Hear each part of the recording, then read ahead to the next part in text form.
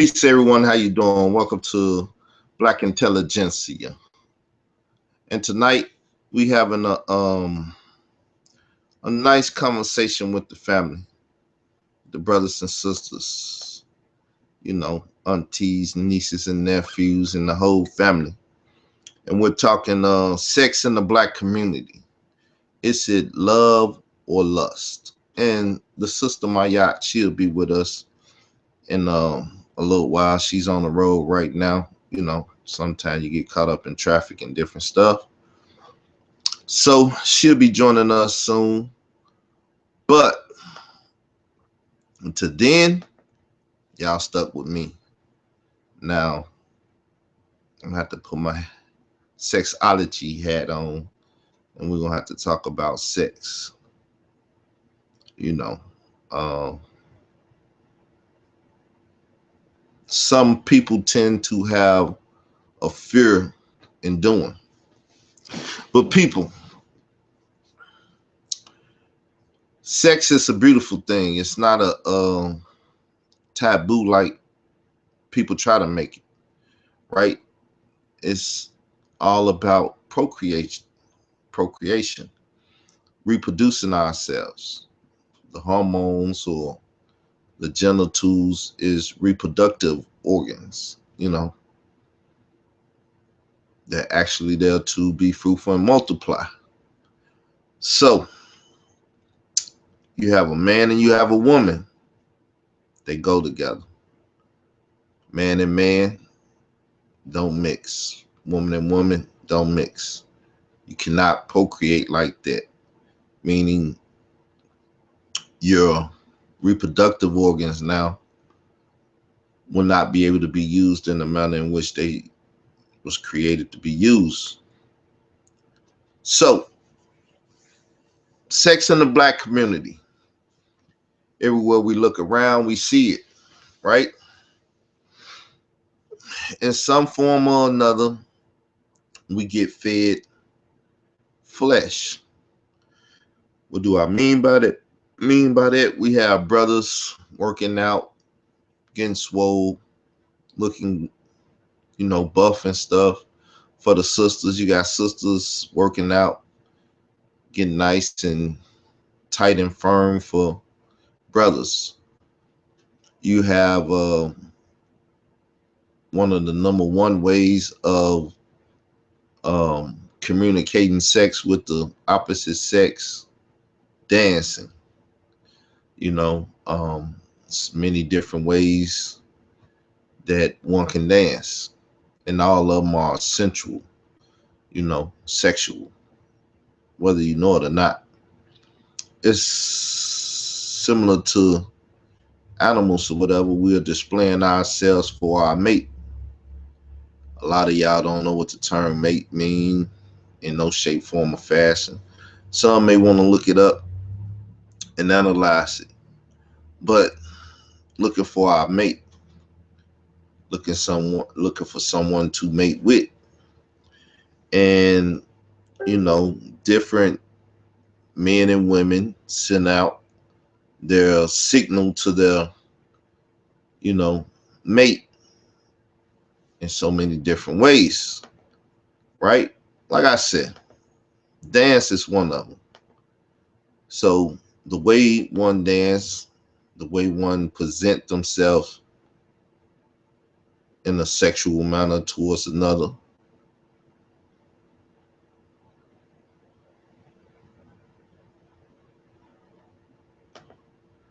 then let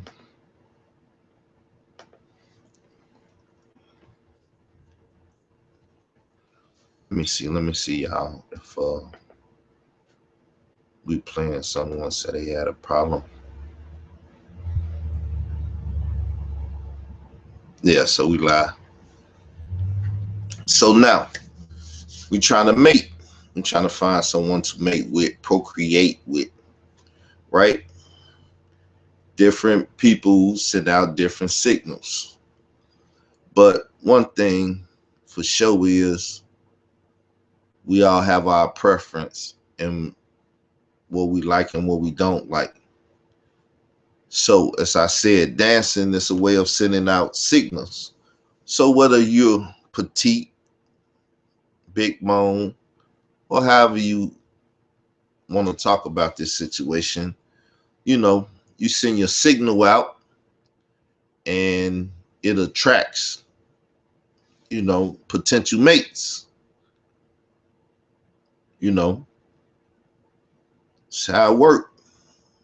So when you go to the club or you go out and there's dancing going on, and you have people doing the, line dance, it's a way to show yourself. Um, all type of dance, it's just a way to um attract the opposite sex. So in doing this, you find a potential mate for sex or pro, procreation. You know what I'm saying? It's what sex is about. Enjoying it is a good thing too. But that's what sex is about: procreation and reproducing yourself with your reproductive organs. Obviously, as I said, the sister be with us in 10, 15, I don't know, 20 minutes. Hopefully she have a, you know, safe trip home and make it to be on the line with us. So she'll be joining us in a little, and she could get more technical with the terminology and the clinical terms and stuff. But procreation, having a family, reproducing yourself with another person. That's what sex is about, right? Or mating or having relations, right? A lot of people don't look at it this way. They look at it as, oh, it's nasty, perverted, and it's not natural. It's natural, people. Um, it's natural for a man to, I would even dare say, lust, and for a woman to lust, for a husband or a wife and someone to eventually reproduce with, mate with, and all other terminologies that's out there to be dealt with. So we're gonna talk about sex in the black community and how it is love or lust. Well, lust is what it is. Like I said, when people send out those sexual energies or vibrations, you know, then like I said, it's received by some people. So we see twerking going on in the community by all different sizes of women, from the petite to the big bone. These are women sending out signals. You know, it is what it is. It attract those that it attract. But this is for, or should be for, potential husbands. So for any sister out there that think, or even any brother out there that think that, you know, having a physical attraction to another person is not important in a relationship, then surely you sadly mistaken. Having um, healthy sex with each other, you know, healthy, passionate sex with each other is also a must, especially for people that didn't had partners before. So if they partner was great in the bedroom or in having sexual relations, and you come along and you're not so great, it's going to be a problem. Vice versa, whether if it's male or female. If you think not, then that's probably why you having issues in your relationship,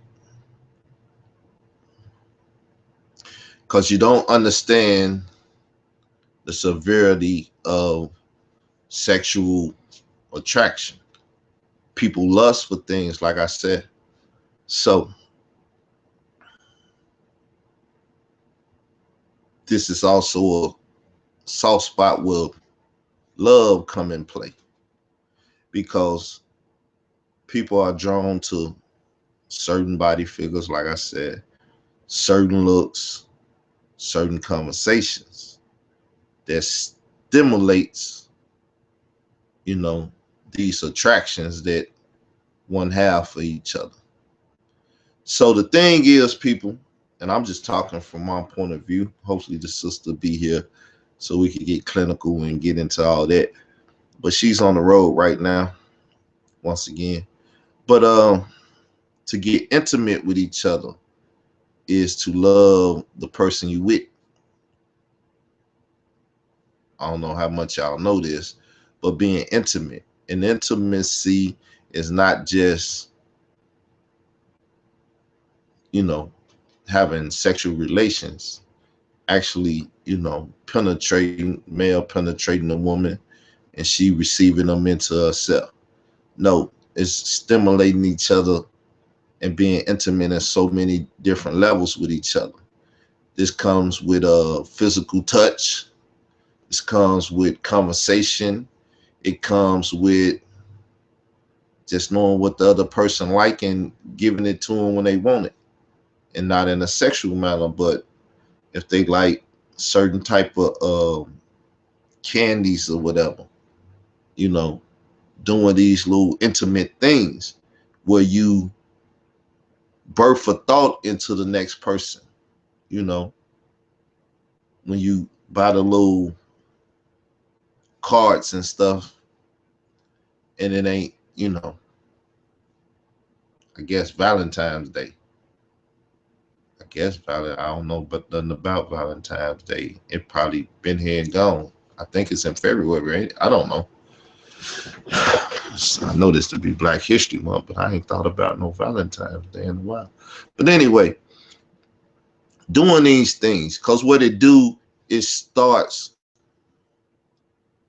the mind of working, and it tells the other person that you're thinking about them, and then you thinking about the things that they like and what they don't like, you know. And in doing this, you eventually get the mind of the person, because they're thinking about you like you think about them. And when the time is right, they're going to do some things for you and you're going to do some things for them that they like. But this is how you get intimate with one another, learning the ins and outs of each other. Now, as I said, that's the mental game of it. The physical is actually touching this stuff, touching the feet, touching the thighs, the legs. I mean, even for women, man feet is sensitive too. You know what I'm saying? We all have the like same sensitive areas. That's how you make people giggle or whatever. Hit them on the side or whatever. It's tickle. Ooh, stop. But this is bringing about intimacy. This is when a man and a woman get on that level with each other, then the physical sexual act doesn't even have to take place, because in the mental, y'all so intertwined with each other, intimate with each other, know each other. And the imagination for, the actual, sexual act, from the last encounter will wake up and stimulate you and your partner. What if it's, the male stimulating the woman or the woman stimulating the male? You know, this is how you get to the high science of sex. I'm just doing it on my low level.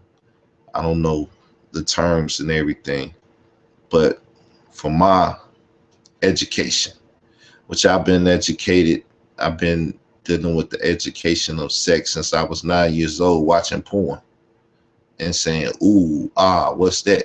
Not understanding, but learning, so you're never too young to learn.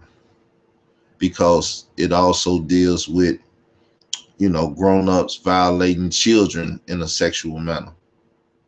And that's due to lust, and that's due to grown-ups, trying to take advantage of those that have no clue of what sex is. And that's what happened. Children get molested and things of that nature in our communities. I know in other communities too it's still the same, but I'm talking about the Black community. So in our community, because the parents is not teaching people that, these are reproductive organs and quote unquote waste system. We we do liquid waste and we do a little solid waste, right? And these things are not to be violated. So it's another part of sex in the Black community. And anyone that lusts for those type of actions towards the youth, those that most definitely not old enough or don't know nothing about sex, they call them pedophiles and child molesters. But they really take advantage of children that don't know, because children that know about their reproductive organs and things of that nature, they know to tell people that they've been violated. Think about it. So we're gonna get off that ugly part. The sister might touch on it again, but I just had to touch on it. So intimacy, like I said, um, talking about reading, listening to things together, and like I said, just snuggling, holding each other, this and that. Fellas, if you don't know, I'm trying to give you some game, right? So, sisters, if you don't know, I'm trying to give you some game. Um,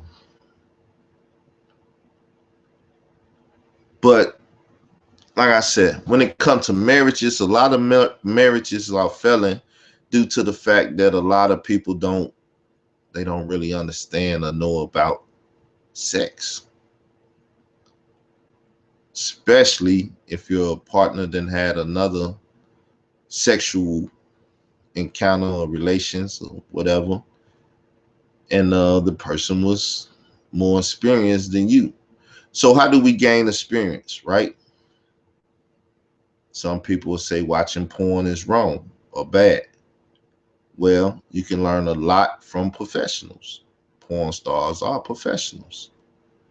Um, Lusting for other people, men's and women, I would say it's not that cool, but sex ed, you got to learn from somebody.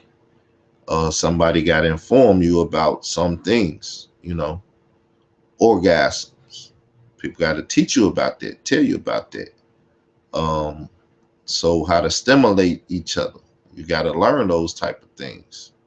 You got to learn the body parts. The female vagina is, what I'm saying? It has a lot. You got to learn about it from a male and a female perspective. Man penis, not so much. you know, it gets erect, and after certain stimuli, it ejects. You know, it's ejaculation or whatever. The most sensitive part of a man is his actual, you know, the actual head of the penis. For the women that don't know, so if you're trying to stimulate a man, that's it. The balls, as people say, hit people in the balls. If you deal with the actual, and I don't know the clinical name for them, that they sensitive too. That's why you can hurt a man. But if you grab a man up by his head or the shaft, it's no feelings in them. It's the actual balls that you got to deal with. But when it comes to stimulating a penis, it's the head of it. That's the sensitive spot. For those that don't know, let's give you my little sex educational class into the sister making. For the men's, like I said, a vagina it's, it's sensitive, but it has more sensitive areas than most. And when the sister making him, we're gonna have a good technical, because I'm gonna be asking about these things that I know about, but don't know the technical ins and outs of it. So you have the clitoris, you know what I'm saying? The clitoris, however they say it. It's it's right over the opening of the woman, right up top. Very sensitive, right? But then you got the G spot, which is what they said about a finger, uh, certain inches in there. That's why men think they gotta be large, but it ain't. You know, it's all about angles and getting that spot too. Whether you do it with the penis or the fingers, you know what I'm saying, to activate that G spot. And it's right up, go in, and it's right up above there. You gotta find it. Once you find it, you'll know. Once you find it, then it's just like, I guess you would say, from a male perspective, the ejaculation of a male. A woman body can endure, so you have to, you know what I'm saying, you have to actually go in there, you know, wake that spot up a certain way. Um, some women, men, they they are stimulated by the clitoris or whatever, the clitoris. Some like penetration, they can get off by penetration. Some not by penetration, and the G spot. You got to learn about all these areas, and a woman also have to learn about these areas. So a woman ejaculating herself off, getting herself off, it's I guess that's taboo to some people, but if you know how to get yourself off, you can explain to others how to get you off. You know the areas, to the left, to the right, now down some, up. You know what I'm saying? Now you can help your mate, your partner, with, you know, things that they don't know about. They got to explore you, but that's the fun of being intimate with each other, exploring each other, going in crevices and doing stuff, you know.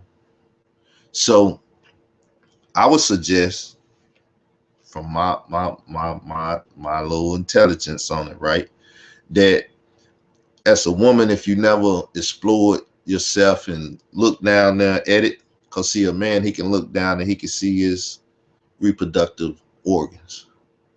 Women, they look down, they really can't see it. So to get a mirror or something and look at it, explore it, find out what it is.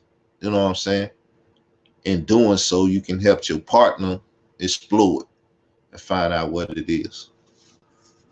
I really wish the sister would come, because I don't want to be talking about all these things and dropping certain information. I rather ask the questions and then y'all get the answers than me trying to, you know, explain to y'all some things that I'm kind of blushing and embarrassed to talk about to a degree. Because, you know, the thing is, some people don't know, and when people find out people know, they look at them in a different way, in a different manner, you know. So I don't want nobody looking at me in a certain manner, I guess. So, but it is what it is, people. You got to learn these things. The better you are at learning the type of things that can get your significant other off, the better relationship you will have. It releases a lot of tension and stuff. You know, you will do more love making than fighting. All these things, because you'll be more entwined with each other. You know what I'm saying? Remember, you buying the cards, you doing little stuff, You saying little things, because what do it takes to convince another person you love them? You know what I'm saying? This is what it comes down to too. What do it takes to convince that person? So you could tell a person once, they might believe you. You could tell them twice, they might believe you. You might can tell them all their life and they still don't believe that you love them by verbal statements. Um, you can buy them things and stuff too, like I'm saying, that don't make them think you love them. But I'm telling you now, if you got a wife, you got a significant other, which I would say don't have sex into marriage, but you ain't got to listen to me. Um, Significant other, and you can't bring them to an orgasm, you can't bring them to that ecstasy, they ain't gonna think you love them, especially if somebody else then done it for them. So you got to learn how to do it so you can keep up with the Joneses of the competition. Because I used to spend a couple years in the beauty salon, right, around women.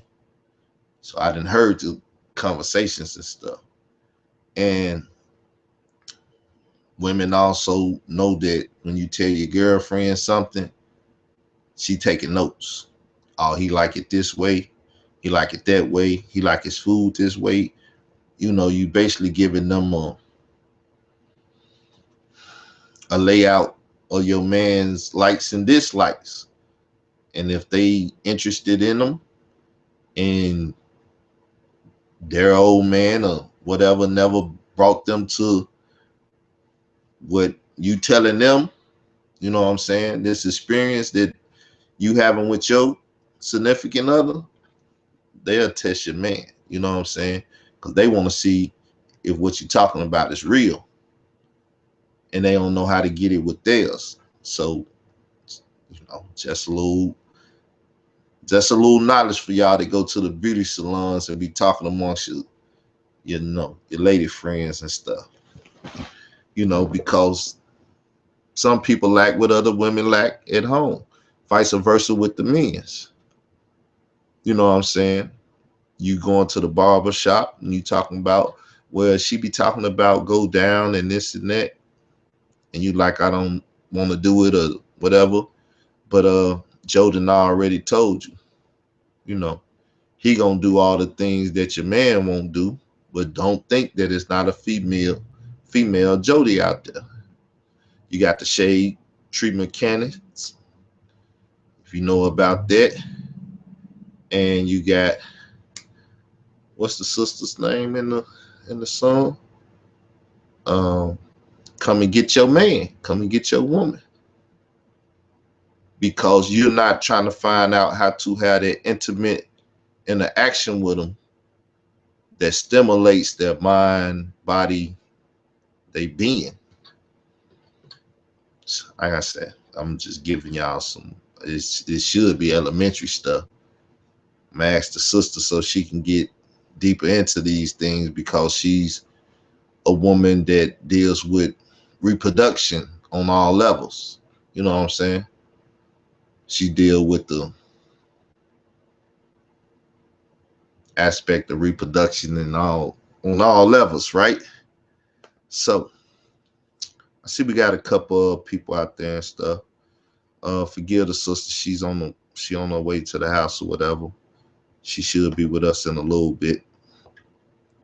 But if you heard anything in what I was saying, just write it down and be prepared to ask her too. We're gonna put a number out there and we're gonna talk or whatever. But just write the number down, and I don't know when you can call in. I would like to talk to some of y'all, but I don't want to be the man that try to explain some of this stuff. I don't know the technical terms, and I don't really. But if you want to, if y'all want to, if you feel like you can talk to me in that type of way, it's no perverted nothing. It's just talking about reproduction and talking about how to be intimate with each other in creating a life. So that's what it should be about. We ain't here to talk about nothing nasty and perverted from people nasty and perverted minds, right? We just talking about how to have a stable relationship between a man and a woman to produce life, produce and create life, right? So the phone number to call in is 312-985-7856. 312-985, right? 7856. That's if you want to talk. But I find that this subject, tends to clam people up. I could talk about it, but most of y'all, like I said, y'all, I don't want y'all seeing me in that light, and I don't want, but me, I take my hat off and I talk about it. But, got to be gentle in this area. So what have we explored so far? The penis, the sensitive spots, you know, um, the vagina, the sensitive spots, and trying to, help another person get an orgasm, reach that climax. Now, myself, I'm a firm believer in trying to help the other person get, it's like servitude, I'm gonna help you get yours, you help me get mine. And that's exploring each other once again and being intimate with each other, you know. And if you really trying to help a person, males, if you're trying to help your partner, reach this climax, then that's when you're going to explore them even more. You're going to try to find out what it is to bring them to this orgasm or this place that most women rarely ever travel to. And it takes some exploring and some, I guess, imagination to try to find out. And like I said, she got to know her body, and in her knowing it, she can explain to you, and y'all explore it together and find this area, this magic area, and so you can hit the button every time and get the results that she want to enjoy. Kidding. But 678, peace, how you doing?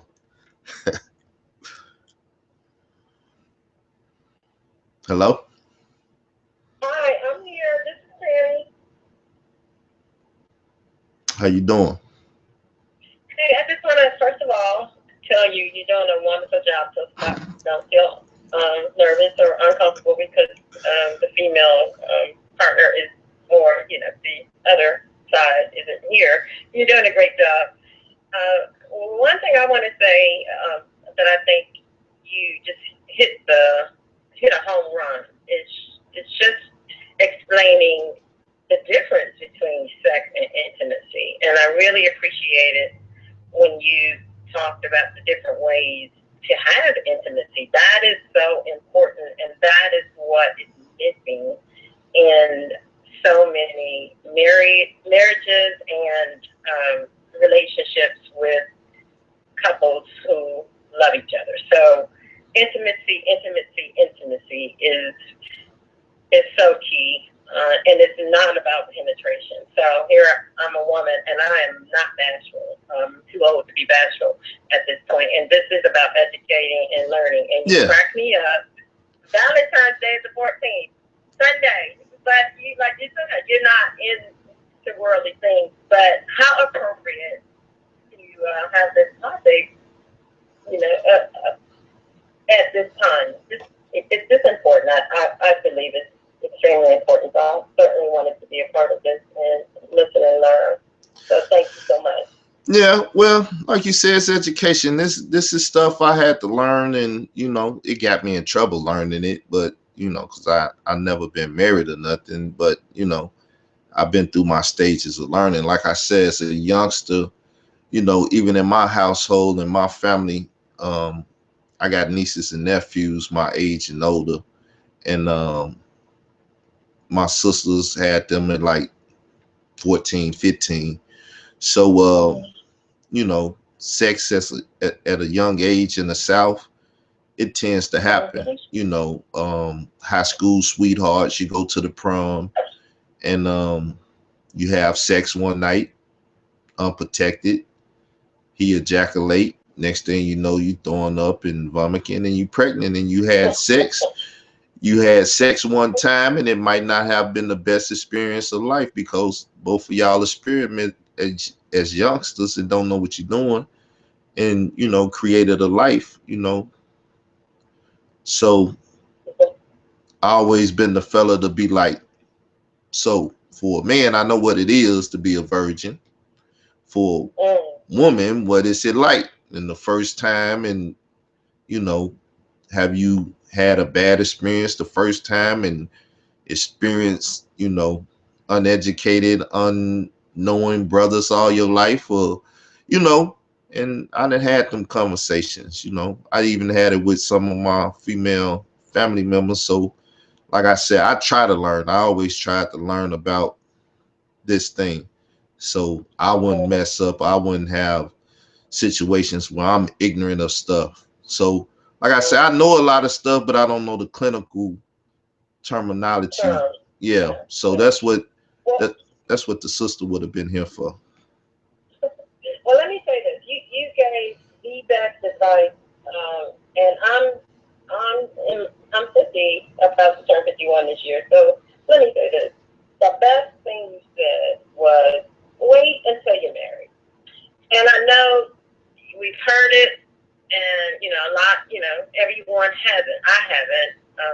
I've been married, and it didn't work, but I certainly have experienced and sex and all of that. Let me say this: it is so key to wait, and simply because you won't know if it's really love if you mix sex.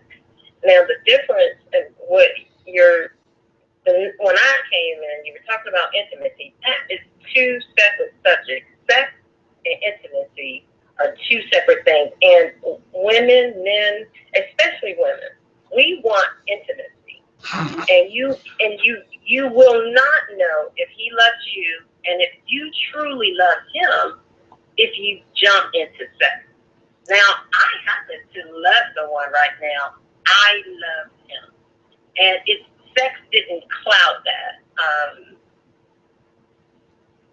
It just didn't cloud it. We choose who we love.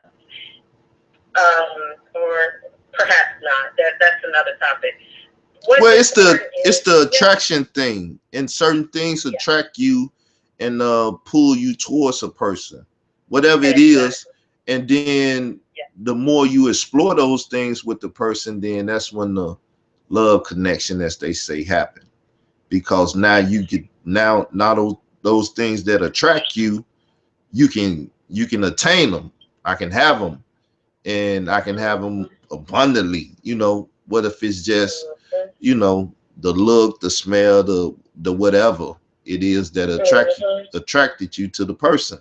So then that's when you being able to be intimate with each other on that level, whatever it is. You can you like, this exclusive to me now. This is mine. So I possess and own this, however you want to look at it. Yes, and if you don't wait till you're married, unfortunately, you may be in this thing solo. And the reality is, if you complicate or you cross the boundaries and have sex without the intimacy, you may find yourself in love all by yourself. And I'm gonna tell you, I have experienced that. I'm coming through that. But the person I love, one thing we have is the friendship, and it's solid. And I have a high level of respect for this man. He is a very wise man. So many qualities intimacy, the sex, all of those things were bonuses. But when we stepped away from sex, then that's, then you realize, ooh, here I am, I'm in love, and this person isn't, and they just wasn't ready for love. But the complicating it with sex, clouded things, so it's important to wait and have love together. It's a wonderful thing if you can love someone and they love you back. But if you mix sex in there, you won't ever really truly know. Yeah, well, it feels so good to love somebody that loves you back, right? Yeah. Teddy Pendergraft, people. See, one thing Yeah. about it too, fellas, you got to get a soundtrack to your intimacy. You got to get a soundtrack to it. I'm just telling you. You know, um, my mission to please you, the Ashley brothers. You know, my mission is to please you. See? And don't forget Tyrese, the young boys. They say Yeah, I that love stuff you. too. But I'm just saying, get you a soundtrack because these people are professionals at writing what you want to say. Marvin Gaye and all that, turn off the lights and light a candle, and you got to get the soundtrack. You know what I'm saying? 12 play if that's, one, we go to Great my advice. room for Great advice. fun. Two, you got to get a soundtrack. Sisters, you got to get a soundtrack.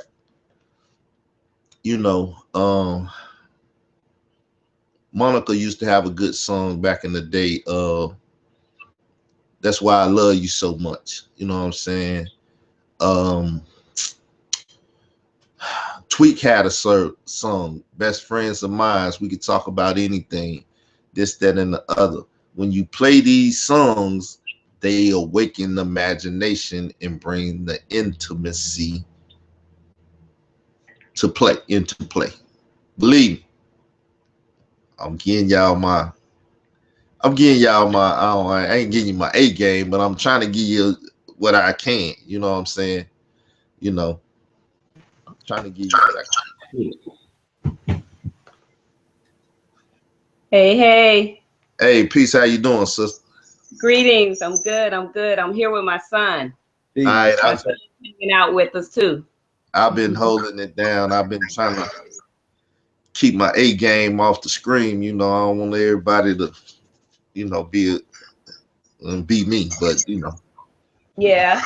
we got a Yeah. sister on the I line with apologize. us. We got a sister on the line with us. She joined me since I was here. So Hello. I apologize. Did you say hear me? hello again. I'm gonna see if she can hear you.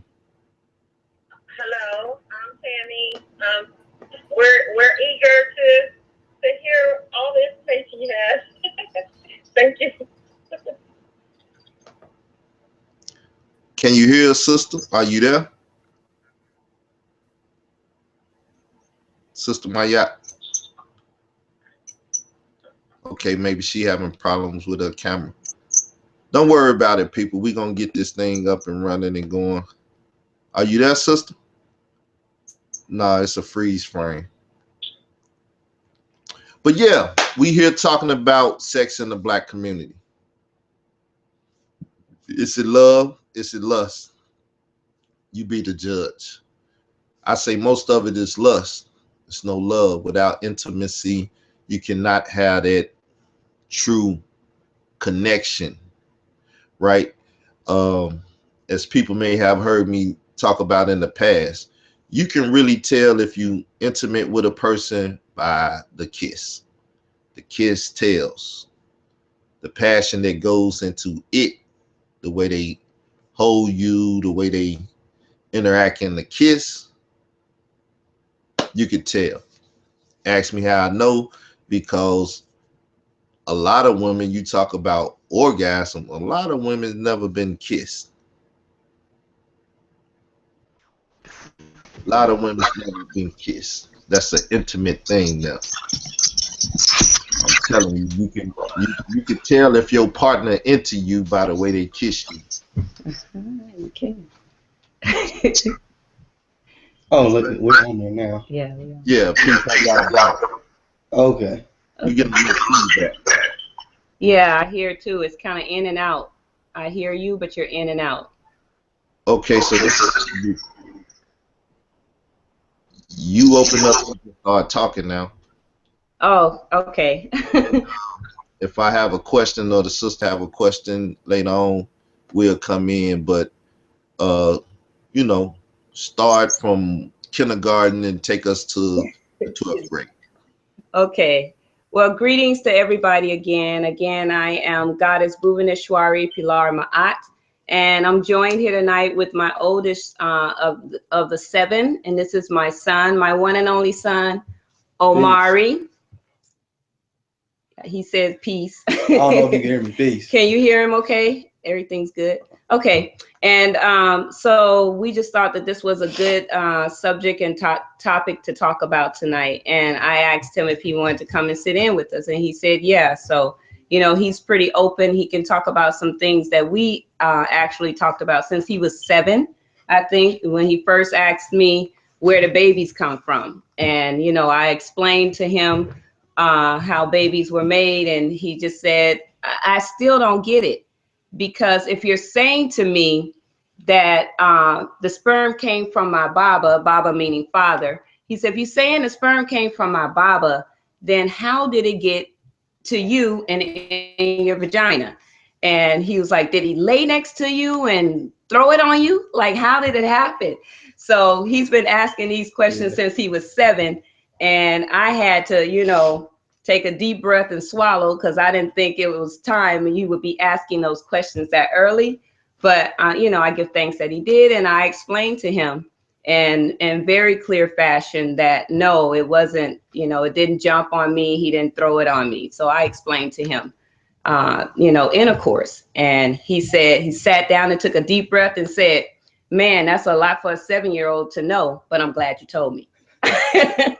And so I thought it'd be good. That's the type of relationship I've had with him since that moment. So I just kind of want to start from the beginning. I want to start from, you said kindergarten, but I want to go a little bit, you know, deeper than that. I want to start from the time when, you know, in ancient societies where women, men and women were basically chosen to be together by the elders. Now, I know a lot of times I say stuff and I'm really not considering others' point of view. I'm kind of considering my own, but it's the truth. It's what used to happen. But it wasn't just something that they would say, oh, she's a cute girl, she should be with this little boy, you know, or that's a nice, strong boy that's born, he should be with that so-and-so's girl down the street. It wasn't like that. We're talking about really ancient time when people were actually still very spiritual and did everything from that spiritual aspect. And, you know, and everything from like a godly or creator type, you know, space. And so they would look at all aspects, even the father who gave his seed and the mother who was carrying the baby. You know, they would look at all of that. They would do rituals and ceremonies and talk to the baby while the baby was still in the womb. They would do all these things. And then once the children were born, they would actually say, this one will make a good mate for that one, based on how the birth happened, the spirituality of the parents, and also of the child, the energy of the child that they felt once the baby was born. As those two children grew, then they would start looking at them. And as they went through, like, say, rites of passage, because rites of passage was a normal thing that happened all the time. You could not continue throughout the like your lifetime without having rites of passages every 7 years. And we do it 7 years because at age 7 is when the third eye starts to calcify, when the spiritual eye, when that energy of the spirit, that's when a lot of things start coming in. At age 7, you can just open their heads up and pour it all in. So at age 7, they always had what's called a rites of passage or some type of ceremony that would get them prepared. Okay, so once they did that, then they would start teaching. Around 8 or 9, they would start teaching the young girls and the young boys special exercises to actually curb the sexual appetite, so that they, when they got ready to go through puberty, they would be able to have something else to do instead of just, having the hormones making them crazy and wanting to have sex all the time. So it wouldn't necessarily curb it, it would satisfy the sexual appetite. And it also, all of these ceremonies, these exercises they taught them would strengthen and tone the female and the male's body. So it would keep them, occupied. And then also they were teaching them other things, godly things. It wasn't just this whole thing where everything is over sexualized. And then the elders would come together, and once they were going through puberty, and they would say, this one, based on how tall he is, based on how tall she's not, based on his thumb, the male's thumb, based on his foot size, based on her lips, all of that, they would look at different parts of their anatomy and say if they were sexually compatible. And I don't have the data on this, but they said that they were very, from talking to people, actually reading different books, it said that they were very, very accurate on when they would make those decisions and say who should be together. So those things have been lost. Now everything is just physical. There's nothing spiritual that's been brought into the whole aspect when you're talking about love and when you're talking about actually having sexual intercourse or being your sexuality. Everything is just a free for all. Or there's a thing now where women, a lot of women, you'll see them, they call themselves goddesses, and they'll get into the tantric. All that's cool. I study Tantra also. I've been studying Tantra for years. So all of that is good, but it's not good when somebody gets this information and knowledge without a spiritual base, or should I say, I don't even want to keep saying godly, because I really, I want people to believe whatever they want to believe as far as who they pray to. So whatever you call that energy, that life force energy that binds and governs us all, whatever you call that. Once people bring that aspect back into the relationships and loving relationships, or just even meeting a person, then we'll start having, different relationships and better relationships where people are staying together and where people are not separating. We're not separating the sexes, because right now women are just standing tall and say, hey, it's us. We're the best. We don't need y'all. Y'all can do whatever y'all want to do. Get gone. I'm tired of you. I'm independent. I can do it all myself. And really, in actuality, that's not true. We need each other. We're all connected. So I need him. He needs me. We need each other to procreate, to keep us going. And if we don't do that, if we don't bring the love and that spirit and the God, or whatever you want to call it, back into our relationships, then we're doomed to fail, and we're in trouble. We're really in trouble. Most of our around the world, Black women are totally we're sexualized. That's what we're for. Sometimes they say, I was taught as a little girl that someone asked me recently, do you date other races? And I said, no. And they said, why not? And I was like, they said, why don't you like other men? Why don't you like, Caucasian men or whatever?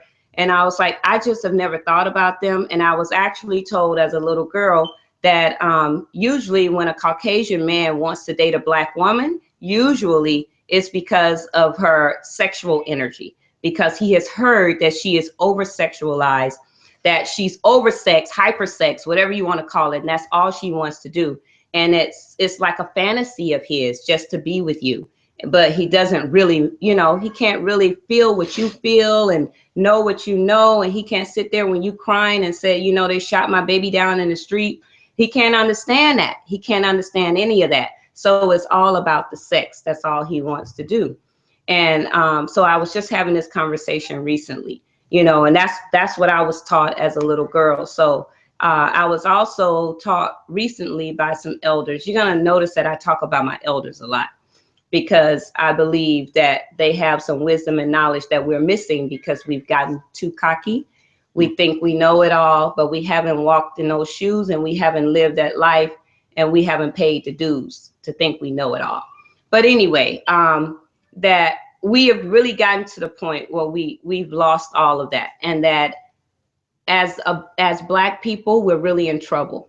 You know, I don't know too many of my friends that are even in a committed relationship right now.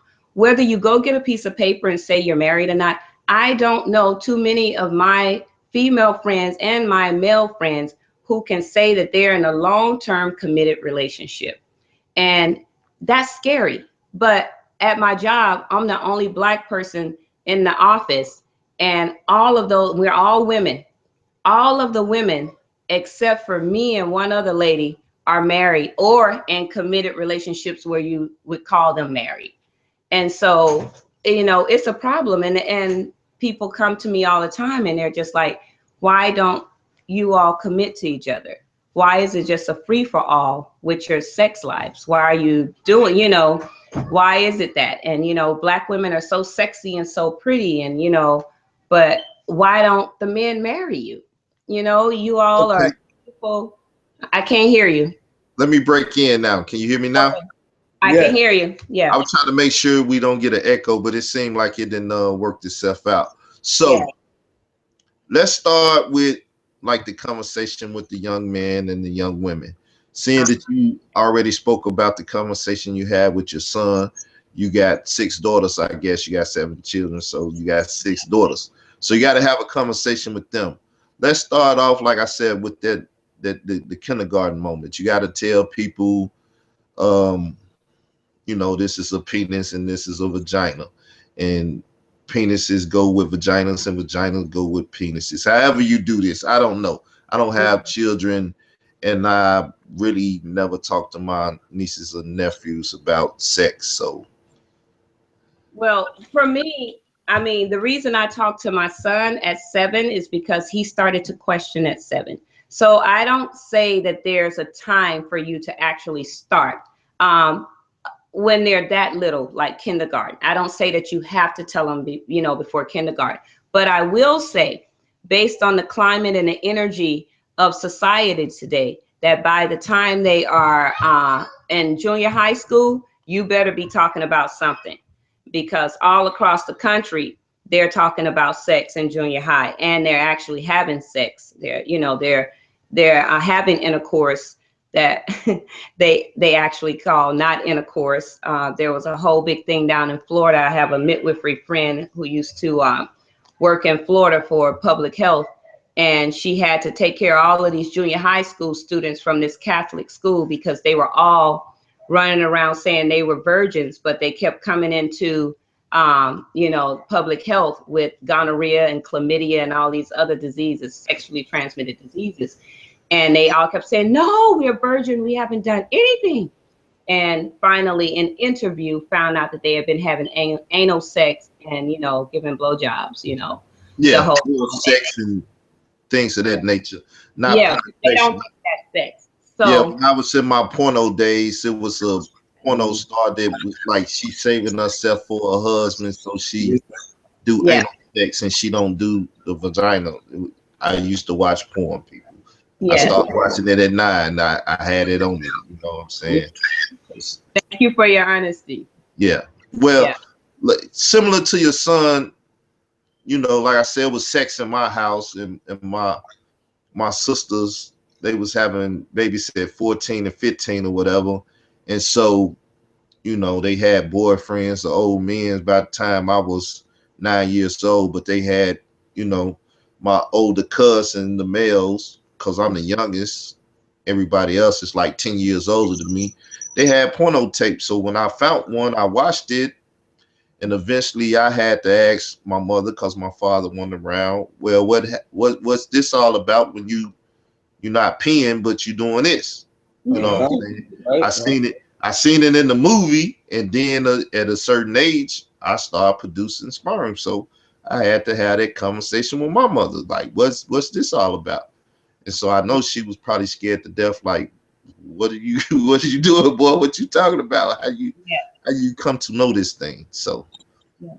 Well, when I talked about before at age 7, I still do rites of passages for girls. So at age 7, those are some of the things we will talk about. We'll talk about the female anatomy with the young girls. I don't do the rites of passages for the boys. I've been actually waiting on a brother to come forward and do that. But I haven't in all the years. What I've been doing them for 20. Wow. Yeah. 20 Yeah. years now, about There- 20, something like that. There goes somebody right there can help you out. Yeah. Oh, well, yeah, that's why Wow. he's in on it tonight, because he's ready now. So, Yep. but anyway, we talk about those things in the rites of passages, and like they used to do before. So we do talk about those things in rites of passages. But the thing we have to do is you have to remember, most parents can't talk about it. I go through this all the time at work with my parents that I work with. You can't openly and honestly talk about a subject when you have no clue of what you have been doing. I don't care if you're 40, 50, 30, I don't care. Most people have no clue. So to be able to talk to a 7-year-old or 11 or 12-year-old, most of them don't know. So it needs to be re-education to the parents. So what would I say? I would talk to the girls and to the young boys. We do anatomy and physiology. I have a book here, and I show the anatomy of the female body and the anatomy of the male body. And we talk about, where the babies are, how they're made. I'm very graphic. When my daughters start their menstrual cycles, we talk about it all. We talk about, now is the time for you. Now at this time you can produce a baby, and so we talk about everything. But you're about to say something? Oh, I was having a conversation before y'all came, and I was talking about the sensitive areas of the anatomy. Yeah. It is, the balls are sensitive, and if you get hit in them, it hurts for a male. Definitely. In the erect penis, the most sensitive part is the head. I don't know the clinical term. And for the woman, you could get deeper into that and I guess call the clinical terms for the clitoris, the clitoris, Yeah. and Clitoris. the G spot that's right up under there, about 2-3 inches or whatever, and how you don't have to penetrate, but you can push down on the wall and make it. You tell the people what about the sensitive, because this leads to exploring one another, finding these sensitive areas and activating them to bring about stimulation, which brings the intimacy of the two together. That's what I was telling them about, but I couldn't get into the technical stuff. Oh, you did pretty good. My son want to say something, but I just want to say, I'm always back it up a little bit first. Because the point where we are in our community right now with sex is that you have to, most of the world believes that Black women are prostitutes, are hoes, are just oversexed. So I'm trying to explain that to teach what you're asking right now is good, but we have to set a foundation of some type of energy, of spirit, of God or something first, of a connectedness that's deeper than just our physical parts. It has to be something, and it should be something for our relationships to start lasting, for us to have more meaningful and more healing sex, for sex to be healing for us and not just something that's going to cause pain and strife and heartbreak and all of this other stuff. Because, for men, if you are ejaculating too much, it actually can make the head of the penis too hot and actually give you major problems. So, so things like that. Yes, it's true. It's true. The head of the penis gets too hot and it can cause problems for you. If you're ejaculating too much, especially in, one session, and you're not controlling it, it can actually make the head of the penis too warm, too hot, and can cause major problems for you. So I'm gonna let my son say what he wants to say, and then I'll pick it up from there because he's trying to get in. Oh, well, I was just gonna touch on the subject of growing up. with so many women at home, once I got introduced to trying to, build a relationship with a woman and getting to that point where I actually did, get to that level where I wanted to actually try and have sex, the things that came across my mind, I found were not the same things that came across my friends' minds, mainly because, women weren't that close to them. They hadn't had these same conversations with women. So for the most part, I would always find myself, I've always felt like sex is not just about me. And I think it's once we get past that selfish desire to, well, I just want to get mine. Once we get past that selfish desire, then we can actually start to, like you were saying, have the healing aspect to it. Because what happens with our people in general, whether we're talking about our men or our women, especially when we go outside of, outside of home and we go and we start to date around the world and whatnot, it's not so much that, I mean, it is to what you said about them seeing us as only sexual objects, and not just the women, because women of other races see black men as sexual objects as well. Breeders. But what I'm saying is, whenever you're engaging in sex with someone, if they don't have you in mind, and if you don't have them in mind, then there is no intimacy. Right. There is no chance for intimacy. That's the connectedness that I was talking about. And what made it easy for me to actually care about the person who I was having sex with is the fact that, I have a mother who I'm close to, and I have 8 sisters between my mother and my father that I'm very close with. And most of my friends coming up were all women. And so by the time I got to a mature age where I wanted to actually, start a relationship, have sex, I could not just be like, well, I'm gonna just get mine, and if she gets hers, it's fine. But it's not a requirement. It's almost like it's a requirement for me that, this is an experience that is life-changing for both of us, as opposed to just, well, I got mine, so, sorry. Yeah, you echoing exactly what I was saying in the beginning. That's why I keep using the word intimacy. Mm-hmm. Yeah. Exploring each other to find out what things are, and not just sexually, but you have to sit down and talk, watch a movie, see the things that the other person like, get in their head so they can get in your head. Then bring in little chocolates or candies or doing things to, what I'm saying, build a bond there that's beyond sex.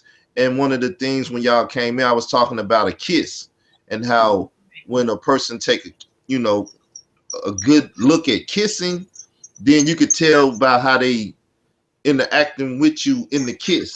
Most women never had an orgasm, but most women ain't never been kissed. Right.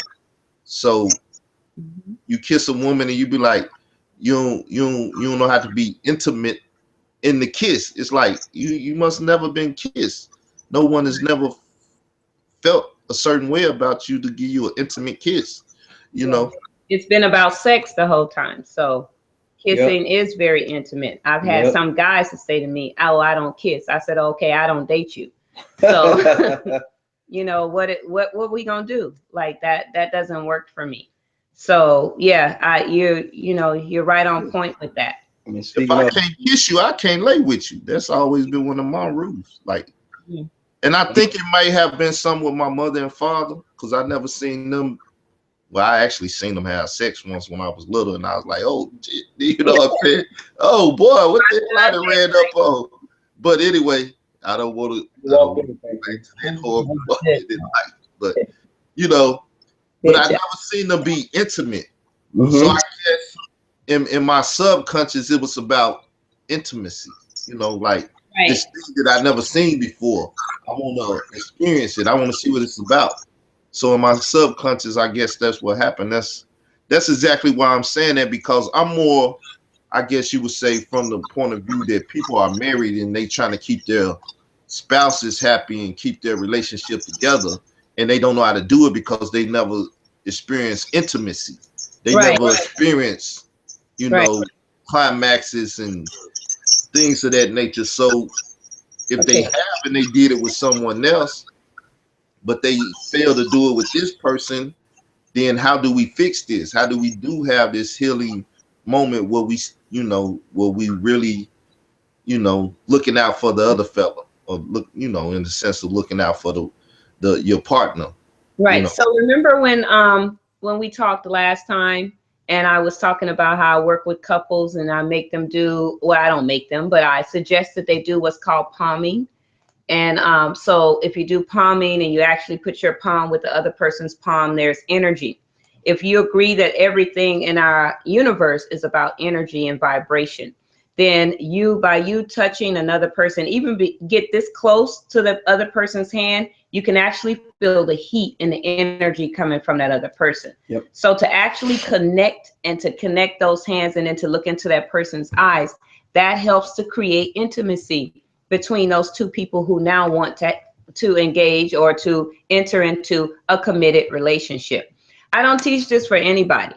I only teach this to people who want committed, lasting relationships, because you have to remember a lot of stuff that we might say tonight. Some people are going to take it and just, go get their freak on and just use it for that. But that's not my intention here tonight. It's for you to take anything that I say and run just to, get your freak on, go take some cute little pictures and put them up on Instagram and start doing soft porn. And, and no, I'm serious. This is what's happening right now. Even the women that's running around calling themselves goddesses and all of this, all that's soft porn. And if I'm telling you, if those goddesses if they could get out of the grave right now, come out of the grave, they start slapping people upside the head, because this is not what it was supposed to be. So if you want to create intimacy with your partner, then you have a conversation with your partner. You talk to your partner. You talk about whatever it is that interests you, and you talk about whatever it is that interests them. And then you sit and you do some deep breathing. Some people, depending on what your faith is, some people even pray together. Prayer together also helps you to increase your intimacy. And then you can do what I suggested. You can do the palming, where you look into each other's eyes and you don't move. Or they did this big research once where they actually had people to just walk up to their partners and just hug them for 1 minute and not let them go for 1 minute. Most people couldn't do that. Most of the time when we hug, it's just a quick hug and let's go, turn around, and let me hit it from the back and we done. So most people can't even do a simple 1 minute embrace and just holding each other. You don't have to even look at each other, just holding each other. All of that's the kissing though. Yeah, that's the kissing. But most people can't do that. They can't even, they can't hug, they can't kiss, they can't do any of that. So we can start with the palming, we can start with the meditating together, we can start with the praying together, and we can start with the simple 1 minute hug. Come here, let me see. How was your day? Let me hug you. Let me see. Taking a nap with each other during the day. They what? Taking a nap with each other. Taking a nap. Cuddling, holding each other. Falling asleep non-sexually. All of that. All of that matters. Even just I remember when I was married, my second husband, I used to love it when he used to send me texts sometimes just during the day. Just random texts that only he and I know about. And he'll say something, that was maybe sexual, or something that was, that would get my juices flowing early before I got home. Intimate speech with each other. Yes, all of that matters. All of that matters. But we're not even talking to each other. We're just getting to the get down. And then after the get down, we don't even want to talk to you, because we don't even really, we don't really even know if we like you. We just needed to get it off. And it's not just the men doing that now. It's also women, because everything is about sex. Everything. Let's just get to the get down. What can I do to make it all tighter so I can have better sex? But nobody's working on their mind. Oh, I also wanted to say, when you do that, then you just focus all your energy on your lower region of your body, on your pelvic region of your body. And when you keep all your energy centered on the pelvic region of your body and you don't know what you're doing, you're causing damage and harm. Women are causing damage and harm to their reproductive organs, and so are men. And so you're keeping all the energy here. In ancient Kemet, they always talked about rising up above your lower nature. You have to be able to not be so tempted by that lower nature and rise and let that energy rise up the spine, which they try to show sometimes as a serpent, but rising up the spine all the way to the crown chakra and out to the universe. And that's how intimacy, love, intercourse, that's what it's supposed to do. When you can have it like that, you're talking about healing all type of problems. All these women with these Black women with fibroid tumors, yes, they started from they could have started from, you know, the hair relaxers and all of that, but they also continue to grow because women are not living the lives that they should be living. They're not being sexed. They're not having intercourse the way that they should be having intercourse. And just oversexed, just here, there, no feeling, no nothing, and I'm up and I'm out. And so women are actually damaging that, you know, the uterus, and they're growing parts, they're growing things because they're not getting that love and that intimacy. Yeah, that's another thing. That's another thing that I was touching on, that most women, you know, they go to the prom, have sex, you know, some maybe sooner than that, depending on the situation, but they go to the prom, or some they have sex that night because they pressured into it, because at the prom you're supposed to sleep with your prom mate, you know, by some people's standards. So a woman's first time, I'm not a woman, so That's I can't. about. Huh? They don't do that anymore. I said that's old stuff you talking about. They already had sex in junior high. Now that's old. That's what they used to do. But now they already had sex in junior high, and they waiting on prom night because it's about to be an orgy now. So Okay. most women, they might be a few young ladies, but for the most part, I mean, I'm just being honest with you. Well, I'm just trying to put it in a scenario that's kind of decent too, but I understand that my whole point is I've never been a woman, so I don't know about a woman first time and what it is. I guess some women know what it is to have someone that knows, and then some women know what it is to have someone that don't know about giving them a sexual or intimate relationship they first time, being virgins and breaking. We talked about that on the other show, or some, I know I talked about it before. A woman, the actual thing that consider, you know, taking up virginity and getting the blood and what, you know. Yeah, Simon. But I can't hear you. You went out. Yeah, I muted myself so we won't get an echo. So I'm basically, I was trying to set it up so you could go into it, because I done talked about it. I was unable to speak about it in a very educational perspective, you know, to educate the people like I know you probably can. Yeah, so the hymen, actually, I'm about to give you some information that most people don't know. Most girls actually break their hymens even before they have intercourse. So it's not always about them on the first time seeing blood or anything, because even riding a bicycle, I think I was, oh shoot, I must have been about no, I'm sorry, 6 or 7, and there was about 4 of us on one bike, and I fell off, and my cousins and all us fell off, and then I had my blood then, you know, that's when my hymen was broken in. So that happens to a lot of young girls. You don't even get to that point. Again, a lot of that is, you know, we would say that happens sometime, but not all the time. But if I'm sitting here pondering if I should be vulnerable, and talking, my son's like, be vulnerable, like always. But and just talk about first times and talk about my first time, because that wasn't the experience that I had. Like I didn't see any blood, I didn't see anything, and it wasn't with a person who was experienced. But when you talk about that intimacy, I guess I would say most would say I was blessed, because it was with someone that I really thought I loved and cared for, and I felt that same energy from him. And so we were both virgins. He had never had it, I never had it. We were both. So it was truly a wonderful experience. I have nothing bad to say about it. Even to this day, I have mad love for him, and he has the same for me. We just have to stay away from each other because he's married. So, and you know, so I respect those. I respect my boundaries. But yeah, so it was that, you know, and it was a beautiful connection that we had, and neither one of us knew what we were doing, but because of the energy and the connectiveness that we had with each other, it turned out to be one of the most beautiful experiences for both And of us.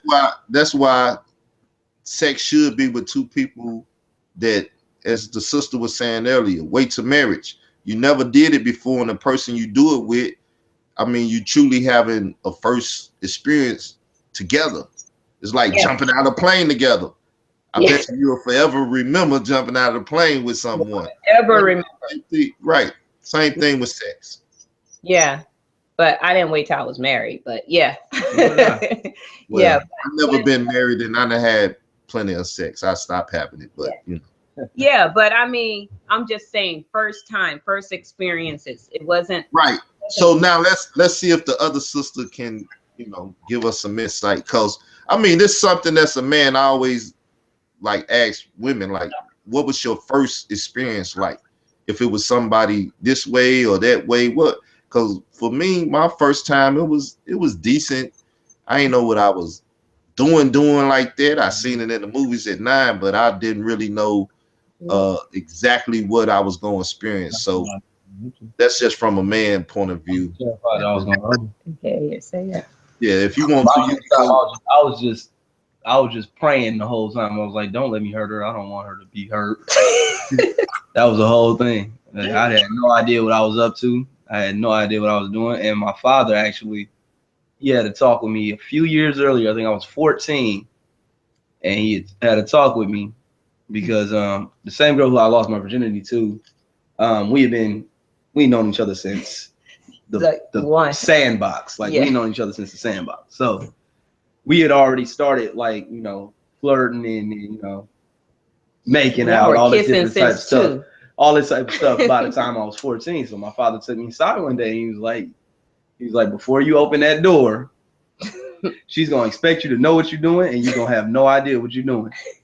And that stuck with me. And so when we finally did have there was years down the road, we still finally did have our first time. And I was like, why you tell me that? Now I'm just nervous. But yeah. Yeah. So everybody giving their testimony. Sister, you want to speak? Yeah. It's hilarious. Well, first of all, let me say to the speaker, I am just taking notes. I love everything you're saying, and I'm 50 years old, and my experience with sex is just a little too deep to get into. But before I answer the question, let me say, your son, I just said to myself, thank God that you and your husband, you and his father, did such an incredible job with him because he understands. He said one thing, and I don't know how old he is.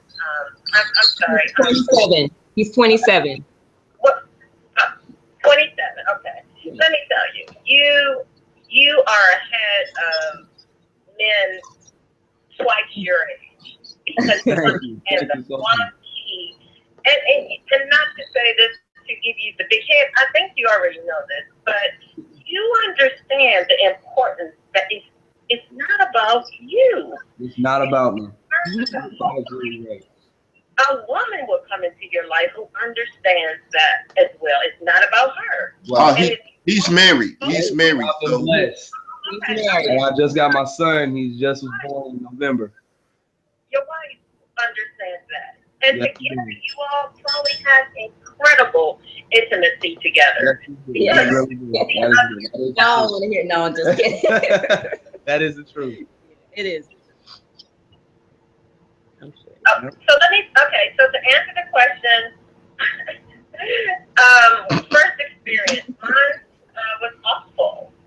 Awful simply because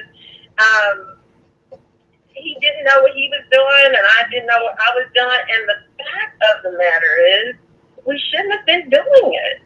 I was about to turn 13. And I just remember walking home feeling as empty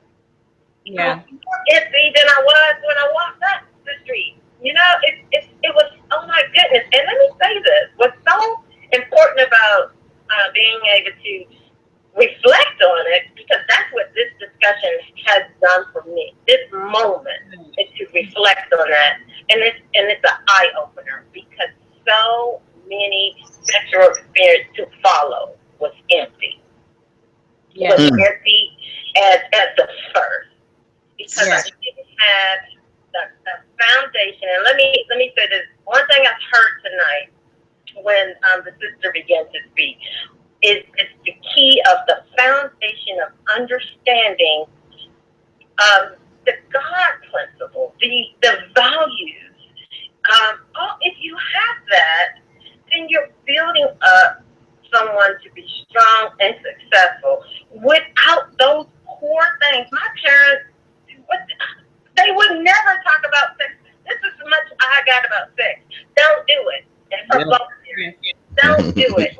Now, if you don't teach your children, the streets will. And I grew up in Washington, D.C. with country parents. Wrong. Do not raise your kids in the city and not teach them core principles, because if you don't teach them, the streets will. And that's just how I had my first sexual experience, and to have to reflect on it tonight, I can still recall feeling empty and walking home feeling unfulfilled and trying to chase that moment to make it great. I finally had greatness, but I was much older when I experienced greatness. And by the way, that whole kissing thing, I'm a germophobic. Okay? I think, oh my goodness, I've kissed 5 men in my life. I'm 50 years old.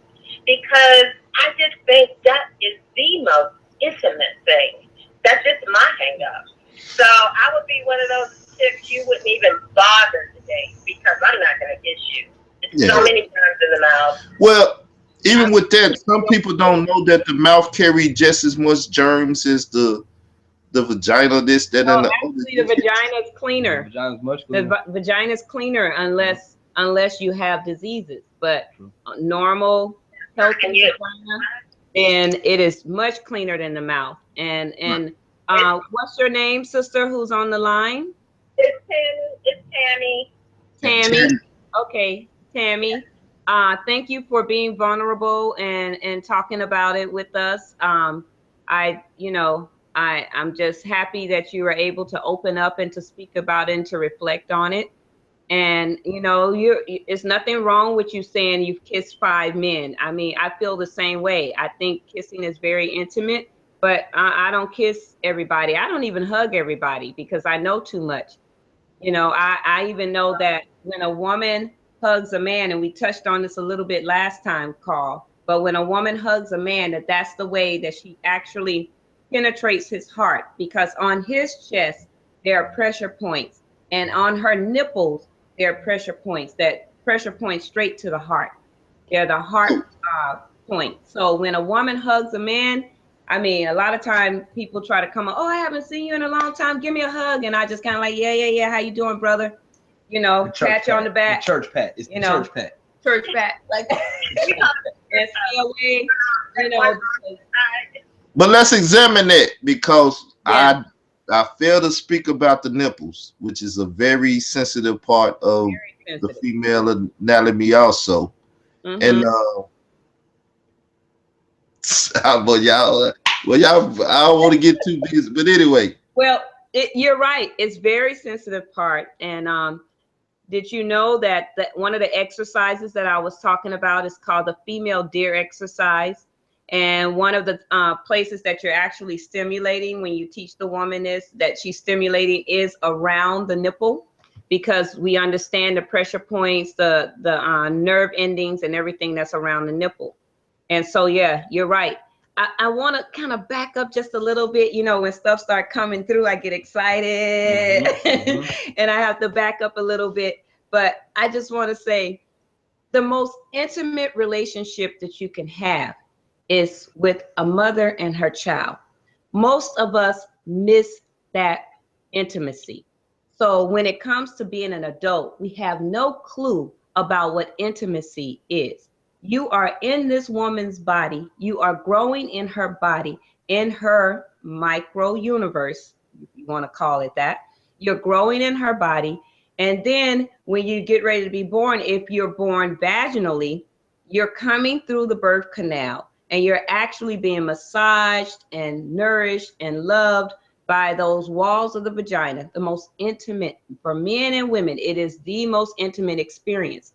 The baby comes through, the baby is born, the mama put the baby on her chest, the baby starts nursing at her breast, and we're talking about the sensitivity of the nipple. I'm showing how everything is connected and how we can dispel this whole thing that sex is nasty. It can't be nasty because that's how we all got here. But through religion and people just, you know, whatever they want to say, I don't know, their hangups, they've made this whole taboo thing about sex. Okay, now you got your baby at your nipple, your baby at your breast, and that baby's nursing and sucking. Did you know that if you let a baby nurse 10 or more times a day, 10 or more times in one day on either side, 10 or more times, that a woman will stop her ovulation? Meaning ovulating, meaning, you know, the time when the egg can be fertilized by sperm. She will stop that ovulation for 6 months if you're doing exclusive breastfeeding, meaning no formula, no water, no juice, no solid foods. And this is why, because the body know you already got a baby, it don't need to be producing. Exactly, until you heal. And you know, That's right. and it takes 6 months for the inside of your uterus to actually be completely healed. So the body, nature has already done that part. You know, God has already set it up. So that intimate relationship, a lot of us miss that. We won't even pick up our baby. I tell, you know, I talk to my moms, my clients, we talk about bonding and attachment. I said, do you understand that if you don't respond to this baby's needs, that if you think you're spoiling this human being and you don't pick this human being up and you don't love them and you don't kiss them and you don't breastfeed them, that do you know what type of adult this child is going to be? Do you know how insecure this child will be by the time they get to be an adult? Because you broke the pattern, you broke that intimacy, you never gave it to them. So how can they do something that they've never been taught? They've never been demonstrated it to. Like, you know, with my son, he'll tell you he knows intimacy because his first intimate moment was with his mother. And it's nothing nasty about that. We would never have sex with each other. That, you know, that's some sick, crazy stuff. But on a spiritual level, that is the most intimate. Yeah, that's why the conversation is, and the sister will tell you, I was talking about that before. Um, you know, just listening to a heartbeat of another person. That's it. That's it. like, there you go. people say that's deep, but it's like I'm listening to your pulse. I'm feeling. Thank you. Right. Let me feel you. Let me know you. Let me know you on a deeper level. I don't care how big your thing hanging. Who cares? Don't nobody care about that. What can we talk about beyond that? Because if you can't stimulate those other parts of me, then it can't be any true intimacy. And then we just playing. Yeah, and that's exactly what I was saying. That whatever that is that attract you, and you can be intimate with each other with it, whether if it's the smell or the ripples of how the man built or the woman built, you know, you might just want to lay your head on her butt if you in love with booties like that, you know what I'm saying? And just have a, you know, a moment like that or whatever. But it's that intimacy. It's that time that you can spend with each other and you not just clawing at each other, you know? Yeah. And the intimacy will immediately start the healing and the healing of the heart. It's okay. A lot of us miss that intimacy with our mother. But when you truly connect with the person, you can actually, you know, bring back those feelings and that energy and start feeling that intimacy. And for a lot of people, it freaks them out. Some men, some women will run away from that and say, oh, she just wanted me to be committed. She wanted me to be locked down, or he just wants me to be locked down. I don't have time for this. I want to do whatever. And because they're afraid of what they start to feel. When it's true, when it's real, you're going to feel it. And when you get around that person, you can almost feel the energy just jumping off of you and jumping on him, and, you know, vice versa. So, but a lot of people, they get scared when they start to feel that energy, and they, you know, they want to. that's what it. When you intimate like that, then eventually you don't have to worry about sex. Some days you may, days you may not. But Yeah. when you intimate like that, then that's when the passion is almost like you can't be around each other. Yeah. Just let me hear your voice sometimes. You might not even have to touch me. Mhm. Just let me hear your voice, and that gets me off. Because I mean, the orgasm can last for days, and I've experienced that before. When you get to that level of intimacy, then you can be with them on a Monday, and 2 Mondays later, you still over there sweating, looking crazy every time you think about them. Because you Well, as I try to tell people when I'm trying to give advice, I said if you can get yourself off and no one is in the room, if you have an intimacy like that with a person, think about it. Even though they may be states away or whatever, you just thought about the last time you was with them or whatever, and right. you could get yourself where you need to be. It just the thought of them. So if you could do that, without the person in the room or something, how can you not do that with the memory of the last time you was with the person you wanted to be with? I just Right. Well, So yeah, I will say this. You said something so powerful. Let me piggyback just a little. Because, of course, there's so many awakenings going over here. give thanks. You all came on. I'm sorry. Hang on. Let me set this up. Before you all came on, I shared with Carl that the whole intimacy thing, because he touched on it and he hit a home run with explaining the intimacy part of the connection between a man and a woman. And I piggybacked off of it to say, I am coming, through out of a love thing where I actually fell in love with someone. And it was simply, and it was one-sided. So a couple of things I had piggybacked off. One, wait till you get married, because it's nothing as empty as being in love with someone and you're the only one. But you just said something so eye-opening for me, and it just put me in a really good place of peace. It's just understanding some people can't deal with that. It does make them feel afraid. And I know this man could feel the love and the energy that I had for him, because it wasn't about sex. The sex was the bonus, but it's the intimacy and the massage, the touch, the hug, and the number one thing for me was his mind. Well, I'm not sure it was, because we're friends, and we're friends even though we backed off. We're not intimate. We're not intimate. So no sex, no touching, none of those things, because I had to guard my heart at that point. But this person could not attach. And he explained, but those were probably safeguards in something going on in his life. yeah. yeah, that So I happens. just thought that was so Cause important. that happens because most women don't understand that like men can be hurt, you know. Yeah. Yeah. Especially And when the they thought is, intimate, younger, yeah, when they that's the intimate thing. like that. Because for both parties, it's giving your heart to somebody that could stab it, you know what I'm saying? Could Yeah. fraction and hurt Yeah. it. It's so when you intimate like that and you putting your heart in someone's hand like that and they do that to it, then it's like, nah, never again will I, and it takes, Right.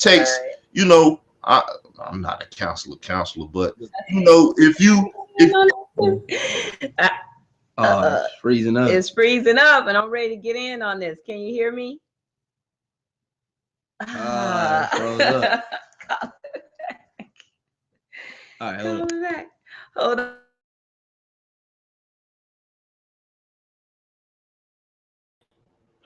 okay, I fell off there for a sec. They're gonna have to come back in too. So let me hear. Oh, okay. Can you hear? Back. Okay, y'all Can you back. hear us now? Yeah, I don't know if it was your screen or my screen that did that, Yeah, but anyway, it froze up, It so I froze. just rebooted it. All right. So We both over here trying to get in. that's that young mind that I was telling you about when your daughter was talking. I said, well, y'all gonna go to school and help y'all mama. Y'all got a whole family business over there. Yeah. Yeah. So But, what I was I was saying going- is, when you do that, then it hurts. Even men's too. oh and, yeah. and most think, you ain't heard of this and that. But Anthony Hamilton, like I said, you gotta have a soundtrack to your relationship. Yeah. You gotta go get some music that even when the person ain't there, if you listen to the music, it brings that stimulation and that thought about the person you had or whatever. So Right. but he was like, he got a song that said, "I never love again" or whatever, and he talking about the things he doing. So I think music play a good part in relationships. Y'all just gotta try it. I don't know. I like music, so it do it for me. I listen to I like it too. what's that song? Well, not the song, but the soundtrack. Wait and Exhale. Oh, that's yeah. Yeah. y'all even know about that. And see, Yes.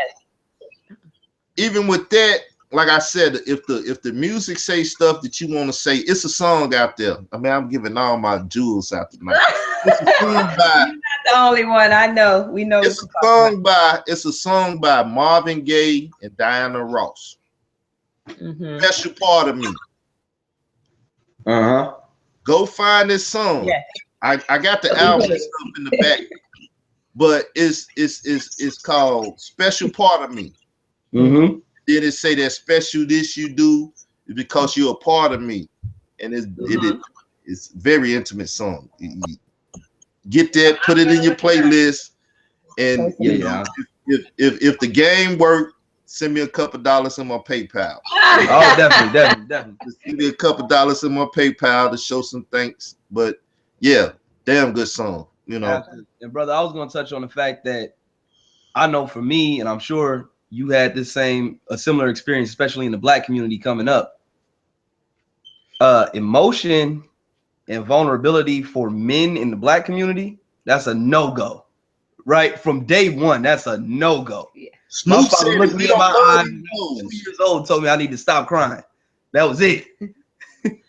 That's it. So, and so because of that, because we never deal with our emotions, like throughout, growing up through childhood and adolescence, and once we get to a point where we're with a woman and we do feel all of this stuff coming up, why am I thinking about her right now? Why did I get mad at the fact that she thought that? All of this different type of stuff. That's what makes it such a shock to us, is because the sisters from day one, they've been dealing with this. A little girl falls down. She want to cry about it. She's allowed to cry about it, feel better, and then move on. Little boy fall down. He want to cry about it. He told to shut up and suck it up, and that's it. And so by the time we get into our 20s and into our 30s, sisters are so far ahead of us on the emotional side of things, because they've been dealing with them for so very long that they know what it is to feel like maybe this is just a little partial crush. I'm actually really, really feeling him. Exactly. Me and him, we kind of have chemistry, but he always playing around, something like that. Yeah. We don't even get to those points because we're still dealing with the fact, why do I even like her? That's what's going on with us. It's like, why do I like her? Why am I talking to her? I used to beat them up when I was younger. That's what I'm saying. Took me about 16 to figure out, hey, that stuff I was watching on the TV, I want to do this with her. Exactly my point. I was beating them up. Wow. And then on top of that, so then, like you talk to your boys and you talk to your uncle and you talk to your older cousins and everything, and they don't want to tell you about the softer side of, getting to know a woman. They're telling you about how to run your game, how to get what you want, and then get on. And well, you got the music too, and what's this, 94, 95? Yeah. I'll be 39 come April. I was about 17, 16. Yeah. You got Snoop saying, don't love these hoes. Don't love them. That's right. And you go through, say at this point, you 39, you turning 39, I'm 27. By the point where I turn 21, I had to stop and ask myself, like, can I even really open up? Can I even really allow myself to truly like open all the way up? Because at that point, I had a girlfriend, I had a couple girlfriends, and situations fell all the way apart. And as soon as that situation falls apart, then that hard heart comes up. That part where, oh, she dissed me, so F them all. You know what I'm saying? Since one of them dissed me, then that means that nobody else gets a shot. Because and this is where the diva come in. This is where the boss lady come in. This is where little Kim enter into rap and things of that nature. Where it's now, you know, if you ain't this type of woman, you know, you're not gonna be respected. You got to be able to be the female pimp. You know what I'm saying? You got to be the one that, you know, go over his house, give him some, and then put your clothes back on and go home. And he'd be like, well, why you leave? I wanted you to stay over. Yep. Or let him come over, he sleep with you, and then you tell him, well, I'm gonna call you an Uber. Yeah. And everybody thinks this is normal behavior, that this is how it should be. And that's how we get across the world, across the globe. That's why we are being called pimps and hoes. That's why, because now in our community, we're thinking this is the proper behavior, that this is how it's supposed to be. I want to go back a little bit and touch on what Tammy said, something about, or maybe it was you, Carl, or y'all had a dialogue about actually giving your heart to a person. We have to stop that too. It's not about giving your heart to anybody. We need to learn how to love ourselves first. When you can have that intimate, loving relationship with yourself, first of all, it's only so much you're going to take. And then when you meet that person that you connect with, if they're not, you know, they don't meet those things that you know that you need to feel like they are connected with you, they're connecting with you, I'm sorry, in the same way that you're connecting with them, then you'll be able to walk away. Because why? All you want to do is share love with them. You want to share love. You don't want to give your heart to anybody. Keep your heart in your chest. Keep it, and he keep his heart in his chest. I keep my heart in my chest. But we connect at the heart chakra, and we share in that energy. The love that I have for myself, brother, I'm gonna give it to you. And the love that you have for yourself, I want you to give it to me. And we share in that. But you keep your heart. I need you to keep your heart, because you need to be strong and functional and sane. You keep your heart, I'm gonna keep my heart. That takes that extra emotional thing up out of it. That in that way, if a person doesn't want to share their love with you anymore, you just say, okay, peace, I love you, it was wonderful, you know, I'll always hold you. Huh? Yeah, I agree with that. Yeah, I always hold you in high regards. And you know, you can't get mad at a person that don't want to share their love with you anymore. You have to just go on. You still got your heart in your chest, so you're not worried. You know, you're not sitting there emotional and feeling like they done did you bad. Well, what we're talking about is this day and time. And when I say heart like that, it's the feelings and the emotion. But yeah, it comes down to relationships that's no good. Like we said, I'm trying to talk about marriages that's on the bad end and they about to split up, or the wife going out cheating and the husband going out cheating or whatever. And it's due to the fact that they don't want to tell this person, like you said, they don't want to tell them like, hey, I ain't feeling you no more, and I'm feeling Susie over here. they actually not feeling themselves. That's the key. It's never about the other person. Whatever you decide to do, you can never blame anybody else. So you can never say, we should never blame anybody else. We should never say, it's because of you, because you don't treat me this way, because you fuss with me, because you do this, so I'm going to go over here with whoever. No, that the key is that person has made a choice that they no longer want to be a part of that relationship. So the easy way out is to blame somebody else, but you should never blame anybody else. You should, you know, we have to get to the point where we're just honest about our feelings, and even just say to people, you know, I was just here for the moment. You know, you got too deep for me. It wasn't what I wanted. But instead, we'll say, no, let me give you this long list of things that you did wrong so I can feel better about myself for walking away. Yeah, that's the craziness of it. But yeah, I'm just saying in the sense like the giving the heart thing. It's saying emotions and stuff. And someone now is playing with your emotions because they acting like they're in a relationship with you, and they call themselves tugging you along in this relationship, but they out there. So then you come to your house and somebody in the house banging your lady or your man in there banging something, you know what I'm saying? Having sexual relations, giving that which you figure was exclusive for you away. You know what I'm saying? Now we on a different. If you attract that type, we have to go back to yourself again. If that's what you have attracted, if that's the person that you're with and you have attracted that, then it's time for you to take a moment, step back, and look at what are you feeling? What kind of energy are you giving out? Because when you truly start loving yourself, you won't attract those type of people. It just won't happen. Or they'll come, and then before you know it, they gone just like that, because they can't deal with that energy of realness of you standing there calling all the bluffs, saying, hey, you either with it or you're not. And if you're not with it, it's, it's cool. I love you. Peace. And you have to go. So, but we really have to, that's what I teach my daughters and my son. Keep your own heart in your chest. Like, don't give your heart away to anybody. That how you gonna sustain your own life if you loving somebody more than you love yourself?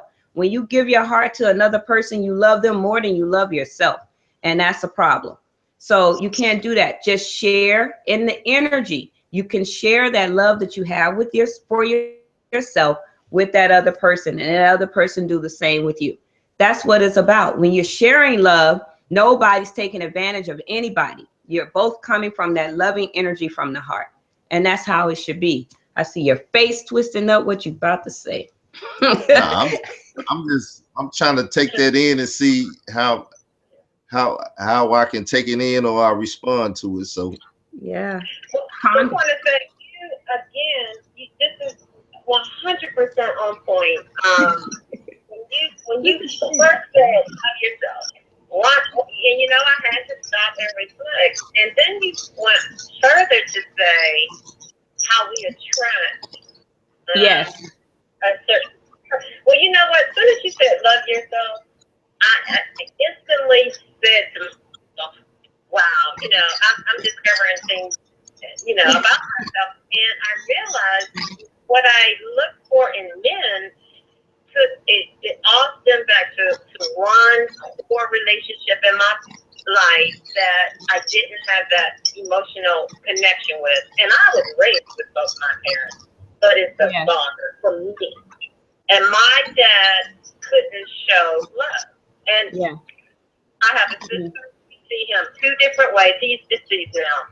And at the funeral, we both had different grief. My grief was pain and unresolved. And hers was completely different from a daddy's girl love.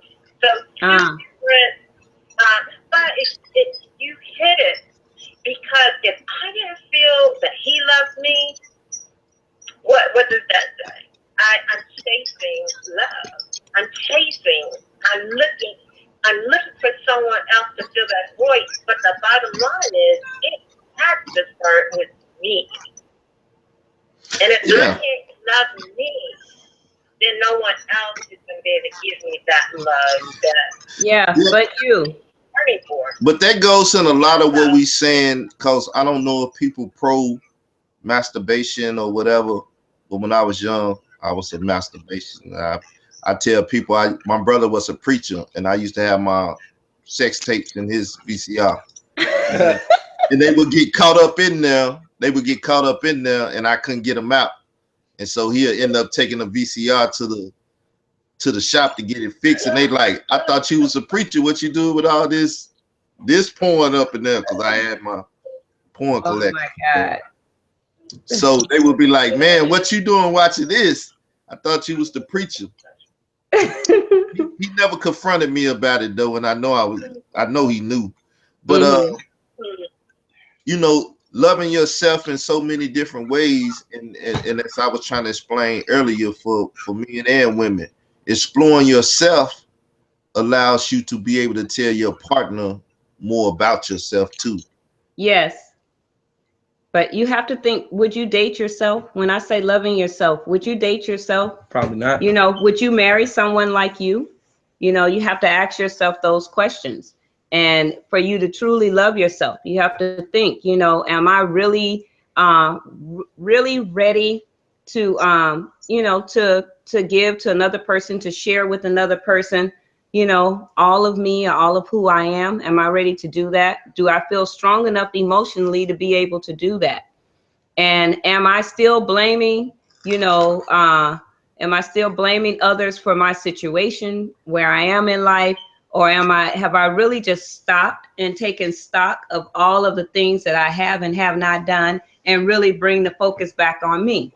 You know, you really have to start asking yourself these questions, male and female, because I mean, I'm good with that. You know, one of my what's it? My last, one of my last.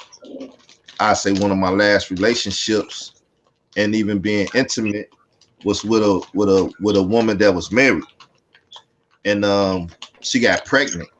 And she called herself getting rid of the child, or the child still out there. I look on the internet and be like, oh, that look like my niece. But anyway, let me see the picture. anyway, I'm not trying to, you know, I don't need the baby mama drama. I had enough baby mama drama trying to save the child life and go to war. Like, hey, don't do that, you know. But anyway, since that relationship, it's been a minute since I even tried to have a relationship. Not because of hurt or pain or this and that, but I always been the one that I don't want to play the game. You know what I'm saying? In this day and time, it's like a game. It's running game and playing the game and doing stuff to. And it's like, I'm too damn grown to be playing them games. Even We when I was all are young, too grown. yeah. It's like, so I'm not into playing the game. Right. So I just stay out the game, you know.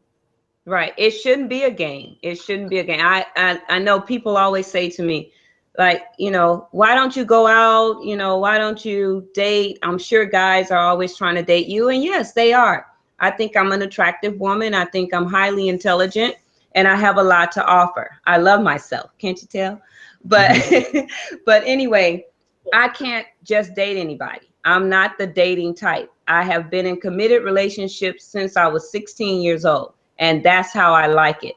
I don't have time to play the games. And then, too, for me, I have a household full of beautiful young women. Any brother that decides to come up in here, he really has to have mastered himself to a certain point where, like my son, I would say, where he sees things just a tad bit different.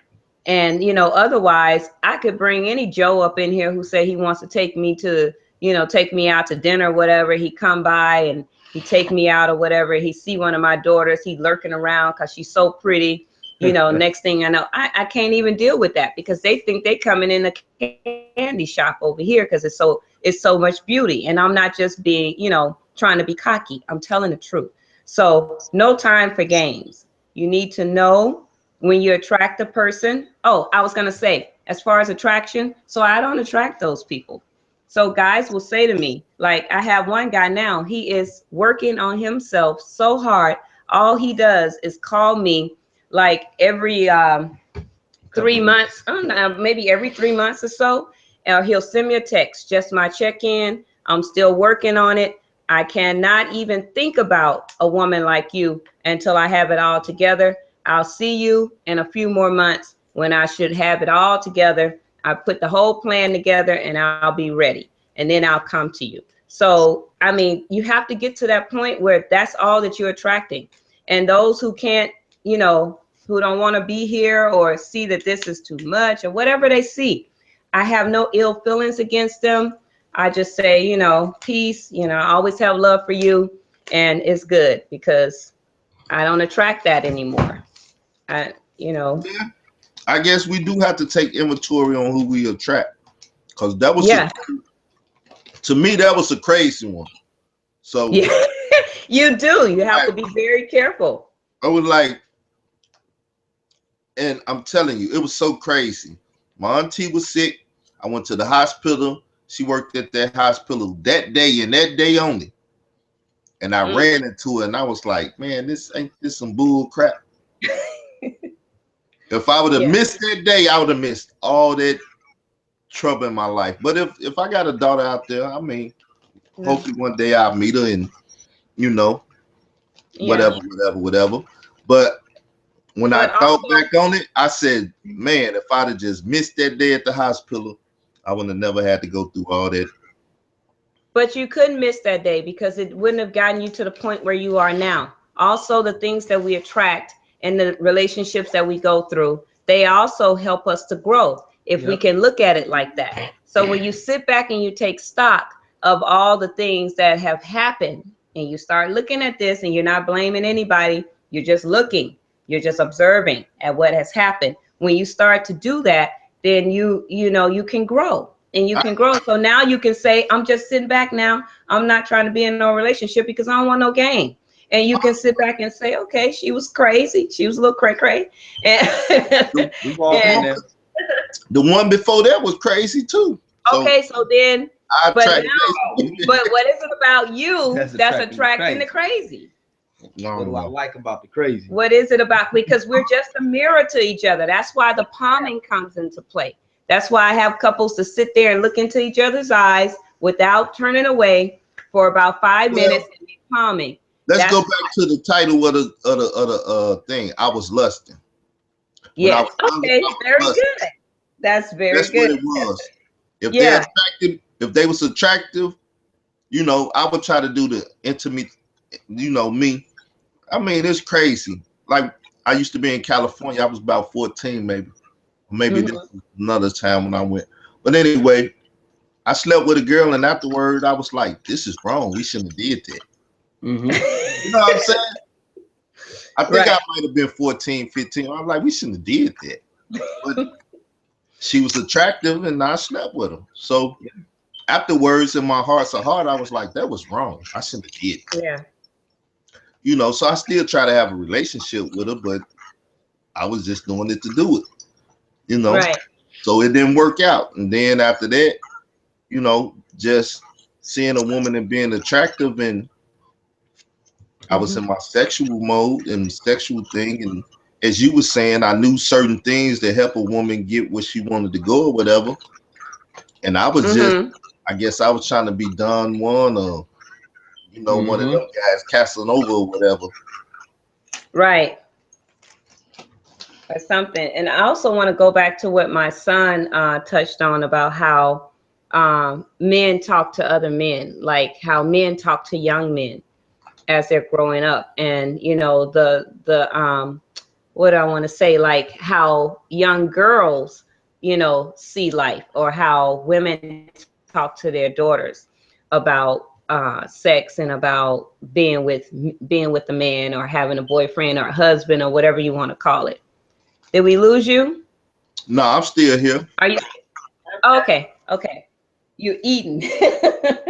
But yeah, so I just wanted to kind of, you know, touch on that because it's very important for us to understand that, again, the way that we see each other, the way that the world sees us can cause major problems in our relationships. We cannot have a committed relationship when maybe young girls today, the energy is that their mom's telling them, get what you can because all men cheat. That's what they tell them. My daughters just had a conversation with their friends the other day, and they came and told me, you know, Mom, I was talking with my friends, and all they kept saying is all men cheat, all men cheat. Then your mama tell you like all men cheat, and they were like, no, because my brother don't cheat. And they were like, what? And they were like, yes, he does. And they were like, no, he doesn't. When my brother's committed, he is there until there's no more commitment, and then he moves on. But he's very honest about it, and he tells them, you know, hey, this is it. I can't do this no more, whatever. So and then, you know, you and my son talked about what men say to the young boys. So again, we come back to that whole game thing. This is a cat and mouse game. We playing games. And as we're playing games, our community is like just falling apart. You know, our children are not seeing loving, committed relationships. We have different groups and sets and different things jumping up now, and people are saying progressive love and free love. How are we going to have progressive love when we don't even understand how to love? How are we going to have multiple partners when we don't even know how to love one yet? We don't even know how to love ourselves. So we have to start like from the beginning. We have to start working on that individual person. So when you're talking about couples, when you're talking about people who are in a committed relationship and maybe they feel like they've lost the fire, they're not feeling each other anymore because what happened? They done got a little taste of the outside world. Maybe he saw a big booty walking by and is bigger than his wife's, or maybe she saw a big buff walking by and now her husband got a big gut. You know, I'm just saying, whatever it is that has taken them off their center, taken them off that point where they were joined together in holy matrimony, whatever it is that takes them away from that, then we have to show them how they can't blame the other person. They have to bring it back to themselves, start loving themselves. I have couples to sit there and write down 10 things that you love about your partner. Both of them, they sit there and write it, and they start to come from that place and start, instead of talking about what he's not or what she's not, let's talk about what she is and what he is, and start to bring them back together in that space. And then also you have to work on the person individually. You can't expect people to sustain the love if they don't even know what it is. So we have to teach people how to love themselves, like you're doing right now, just sitting back, kind of being cool, watching it, looking at where you were before. I think, you know, there's a lot of people who are starting to do that right now. And once you reach a certain level of maturity, you have to start doing that. And then our mothers have to stop telling our daughters all men cheat. We have to stop putting that energy. Yeah, because I'm not a cheater. I believe in the committed relationship. Even when I was in high school, as I just said, I had a girlfriend. She was being more loyal to her mother and father. She already had a baby. I never been with a virgin, so I guess that's why I be talking to virgin stuff with women. I'm just being honest, you know. Right. No. So I'm like, I go out every night. I see all kind of women. I can talk to them. I just don't talk to them because I'm with you. But if I can't be with you unless I'm sneaking around with you, then I can't be with you. Right. Yeah. Go out here because I ain't gonna cheat on you. I told her I'd never cheat, so I ain't never cheated on none of them. So I don't believe all men cheats. Just like the you know, the story with the abortion that I was bringing out. You know, all men don't, you know, support abortion. Yeah. So you know, you create a seed you want your child. I don't see it as a fetus. So when woman came to me a couple of times with that, you know, I had a couple women like that. It hurt me because it's like, I ain't got no children. I want children. Right. You know? And when I have sex, especially back then, I was being unprotective because I was like, it don't matter to me. I ain't got children. If you get pregnant, I'm cool. If you don't want to get pregnant now, we do things to stop the pregnancy. Put a condom on or whatever. But they wasn't talking like that. So when they got pregnant, it was like, what the fuck you just tell me? You don't kill my child. You know what I'm saying? You don't kill my child. I don't think like other men. I'm like, you got pregnant with a child, that's my child, and you trying to kill it. So, you know, I don't think they was ready for that type of response from a man too, because they probably never seen it and heard it before. Right. And that's what I tell my son, and he'll tell you, I would always say to him, be careful who you get with, because every time you have sex with them, there's a chance, even if you're trying to do something to prevent it, there is a chance that you could create life. So you better make sure that that person that you create that life with, that you can stand them enough to be around them to help raise your child. And he'll tell you, you know, I was like, you know, don't bring no cray-cray, because you know, I'm being honest. And maybe for you, Carl, maybe, you know, you should have thought about it with those women before. You know, maybe you should have thought about, is this going to be the woman? Although you wanted children, you still want your children to be from somebody who's going to nourish that baby in a loving and kind and healing. Well, like I said, you know, messing with women that already got children, they probably don't want no more. But I'm asking, and they like, yeah, I can have children. Because you figure women that don't want to have children no more, you got 2 children. and you saying that's the limit. You get your tubes cut or tied, right? You right. prevent yourself from That's having funny. children. You No, know, it's funny because it's that situation. I know men that married women and they didn't have them reverse because they want to try to have a child. Now they can't have a child because they done messed it up, or they do have a child. Right. But that's the reality of, you know, women's choosing to say, well, I'm done after 2 or 3 or whatever the number it is, even after 1. And you getting with them. So, you know, as a man that don't have children and care to have some in the future, I've always been asked, like, can you have babies? You know what I'm saying? Can you have children? Mm-hmm. Even at the same time, like we talked before, they might have them webs in there and stuff. Some might have went with them and they can't have children. Yeah. Even if I feel a certain way about you, I have to take this data into play now. Right. You can't have children? Well, I don't know. Right. You do. You're right. Absolutely right. So again, we have to step back and look at ourselves and go from that point, and you know, and then start to attract from a different place. Trust me, now that you've taken some time off, when you do say, okay, I'm ready to meet that person, you ain't gonna have to do nothing. She'll be standing right there waiting, you know, not waiting, but just right there. The moment will be right, and you won't have no more of those crazy moments. We ain't talking about all that. We go to another subject. We got another caller. 252. You got something you want to talk about? It'll just happen. We don't even have to discuss it. It'll just happen. You know, that's how it goes.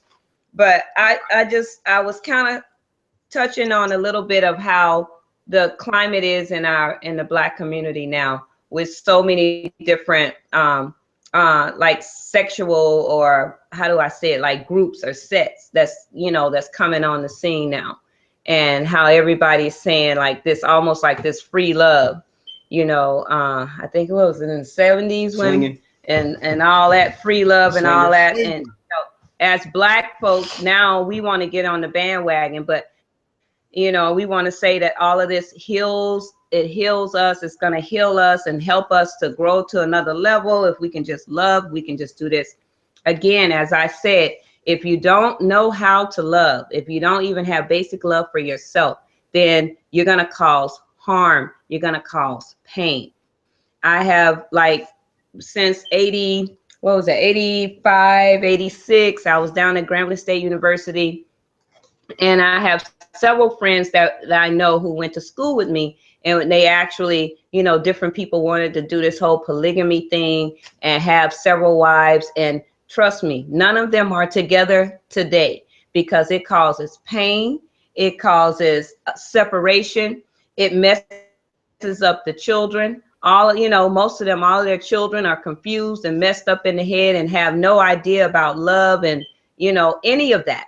No commitment, none of that, because those sisters and brothers who were entering into those types of relationships, they were not physically, mentally, or spiritually ready to take on, you know, all of those different things that come with these different types of relationships. And I know some people are going to say, oh, but they do this all over the world, and this is healthy and this is good. Well, I can say I traveled to Cameroon, I traveled to Africa, and I sat with one of the elders in the you know, in the community, and we had a very intimate talk about polygamy and monogamy and what was best for the whole, you know, community. And what he told me was that, you know, here in Cameroon, you get to choose. And we were like, what do you mean? He was like, well, when you're getting ready to marry, you have to sign paperwork that says you're going to be in a polygamous relationship or monogamous relationship. Whichever one you sign your name to, that's what we're going to hold you to as a community. And you cannot cause no craziness, no pain, no, you know, separation of from your wife or your husband, and children being pulled over here. And he was like, no, you cannot just walk in a courtroom and say, I want a divorce because he went and got another wife. Or you can't say, you know, I want to divorce him because now he doesn't want monogamy. You know, oh no, the man can't say, I don't want to divorce her because I don't want monogamy anymore. Now I want polygamy, and she's not down with it. Whatever you decide to do, that's what you have to go with, and that's what the community holds you Be to. contractual towards each other. Yes, and committal to each other. We have to really understand what that word commitment means. When you're committed, you know, it's not like a vow. I always say when people, because I'm a minister of metaphysics, so I can actually marry people. And this couple that I married, I was like, you know, I don't do vows. And they were like, what do you mean? I was like, so y'all not going to do no vows, but you're going to have some commitment statements that you're going to make to each other. And they were just kind of looking at me, and I said, a vow takes a person, basically their soul, away from them, that they feel like if they do anything wrong, that they will be condemned forever. So you don't want the person that you say you love to ever feel like that. That's not the energy that you want that person to feel. And you don't want that woman or that man feeling like this is a death sentence. So no, you're just going to make a commitment to this person, you know, and you're going to sit there in this loving energy and make a commitment. So you know that vow that say until death do us part, and somebody try to part, and then people try to kill them. I think that's a great motivation for that, because it's like, until death do we part, and you trying to part. I guess death got to come about now. Yeah, so you know, I just wanted to kind of touch on that and touch on just the different things that we're looking at right now. And then the other thing is, again, around the world, Black women are like the lowest of the low. You know, we are the one. People don't even understand why Black men want Black women, you know, for commitment. And well, I guess they understand. They see why there's no commitments going on, because they just want us for sex too. So we've bought in. We bought into that. Our community like your has bought son, in. Huh? you know, like your son. I grew up around basically women in my family. Right. I have a certain feeling about women. I got a bunch of nieces. I had two nephews for damn near 22 or 23 years in my life. Sound like that? Then I started having some nephews, grandnephews and stuff. So women in my life. So I look at relationships and women, especially things that they done went through with their, you know, baby daddies or husbands or whatever their situation is. And it allows me to look at a relationship in a certain way. So even with that, if it's not that intimacy with a woman, for us, like you said with the mother and stuff, because I had instance in my life where I was emotional and I couldn't even go to my mother and cry. Like, it's like I went to my sister, because I looked at my mother. She was such a certain type of woman that it was like, I ain't know if she cared. You know what I'm saying? So I got to go over here to get some souling from my sister. I can't go to my mother. So at the same time, though, these things allow me to look at women in a certain type of way. And like the brother was saying in the beginning of the show when he came in, and he was echoing me. I'm like, look, that's a brother like me. It's not about you, it's about the other person. Yeah. It's about and then I was also speaking about what do it takes to prove to someone you love them. You could tell somebody and they just believe you and say, okay, from there on out, they don't believe you don't love them. Some people you have to damn near force it in them that you love them, because they're like, nah, I don't accept that. You don't love me or whatever. So, you know, it's just different. I guess I do it like the rapper says, different levels to it. Different levels to this, and some people playing games with it. Yeah. Some people playing games with it. Yeah. But they're playing games with it, and they're doing all these different things because they're not dealing with themselves first. I'm going to keep coming back to that, because that's what we have to do. And a lot of people are afraid of, like I said earlier, that feeling. A lot of men and a lot of women, you know, they're like, this person is going to get me. They're going to take advantage of me. They're going to hurt me. Ain't nobody going to ever do this to me again. So I'm going to get what I can, and then I'm out of here. And, you know, I had a brother to tell me once before, it's not about your emotions. Like, it's like, you know, no, you too emotional. Don't deal with your emotions. You too sensitive. I will never let anybody talk me out of being who I am. Yes, I'm sensitive and I am emotional, but I know how to work with my emotions. I don't let them overtake me. But I will continue to be sensitive, because once you're desensitized, then you can't feel love. You can't even, if you can't feel it, you can't give it. So, you know, you get hard to the point where all you want to do is play the game. Let me get a little bit over here. Let me go talk to homegirl over here. Let me talk to homeboy over here. Let me see what I can get. How much money can I get? How, you know, how long can I keep this thing going? And, you know, until one maybe fall off or another one fall off. And it's like we're pimping each other. They hurting the community. But yes, we're falling apart. sisters, if a man got 2-3 children over here and 2 or 3 over here, something wrong with them to a degree. I don't know what it is. If it's, as we was talking, it's the women that they're attracting, or if it's them. But for you to say, I can make him better, yeah, you fooling yourself. You can't. You're fooling yourself. Yeah, you're just gonna be hurt and caught up in your emotions. And me, if she got 3-4 baby daddies, 2 I can understand. 3-4, I question. Why you question? I know. You get 3 or 4. I know. Why you question that 3 or 4? No, I'm just saying, because it's the same thing. The type of man that she drawing and stuff. Yeah. So it's time for her to take stock of herself. Well, and you know, not trying to talk bad about anybody, but it's time. You can have a man. You can have a man. It don't work out, and you try it again.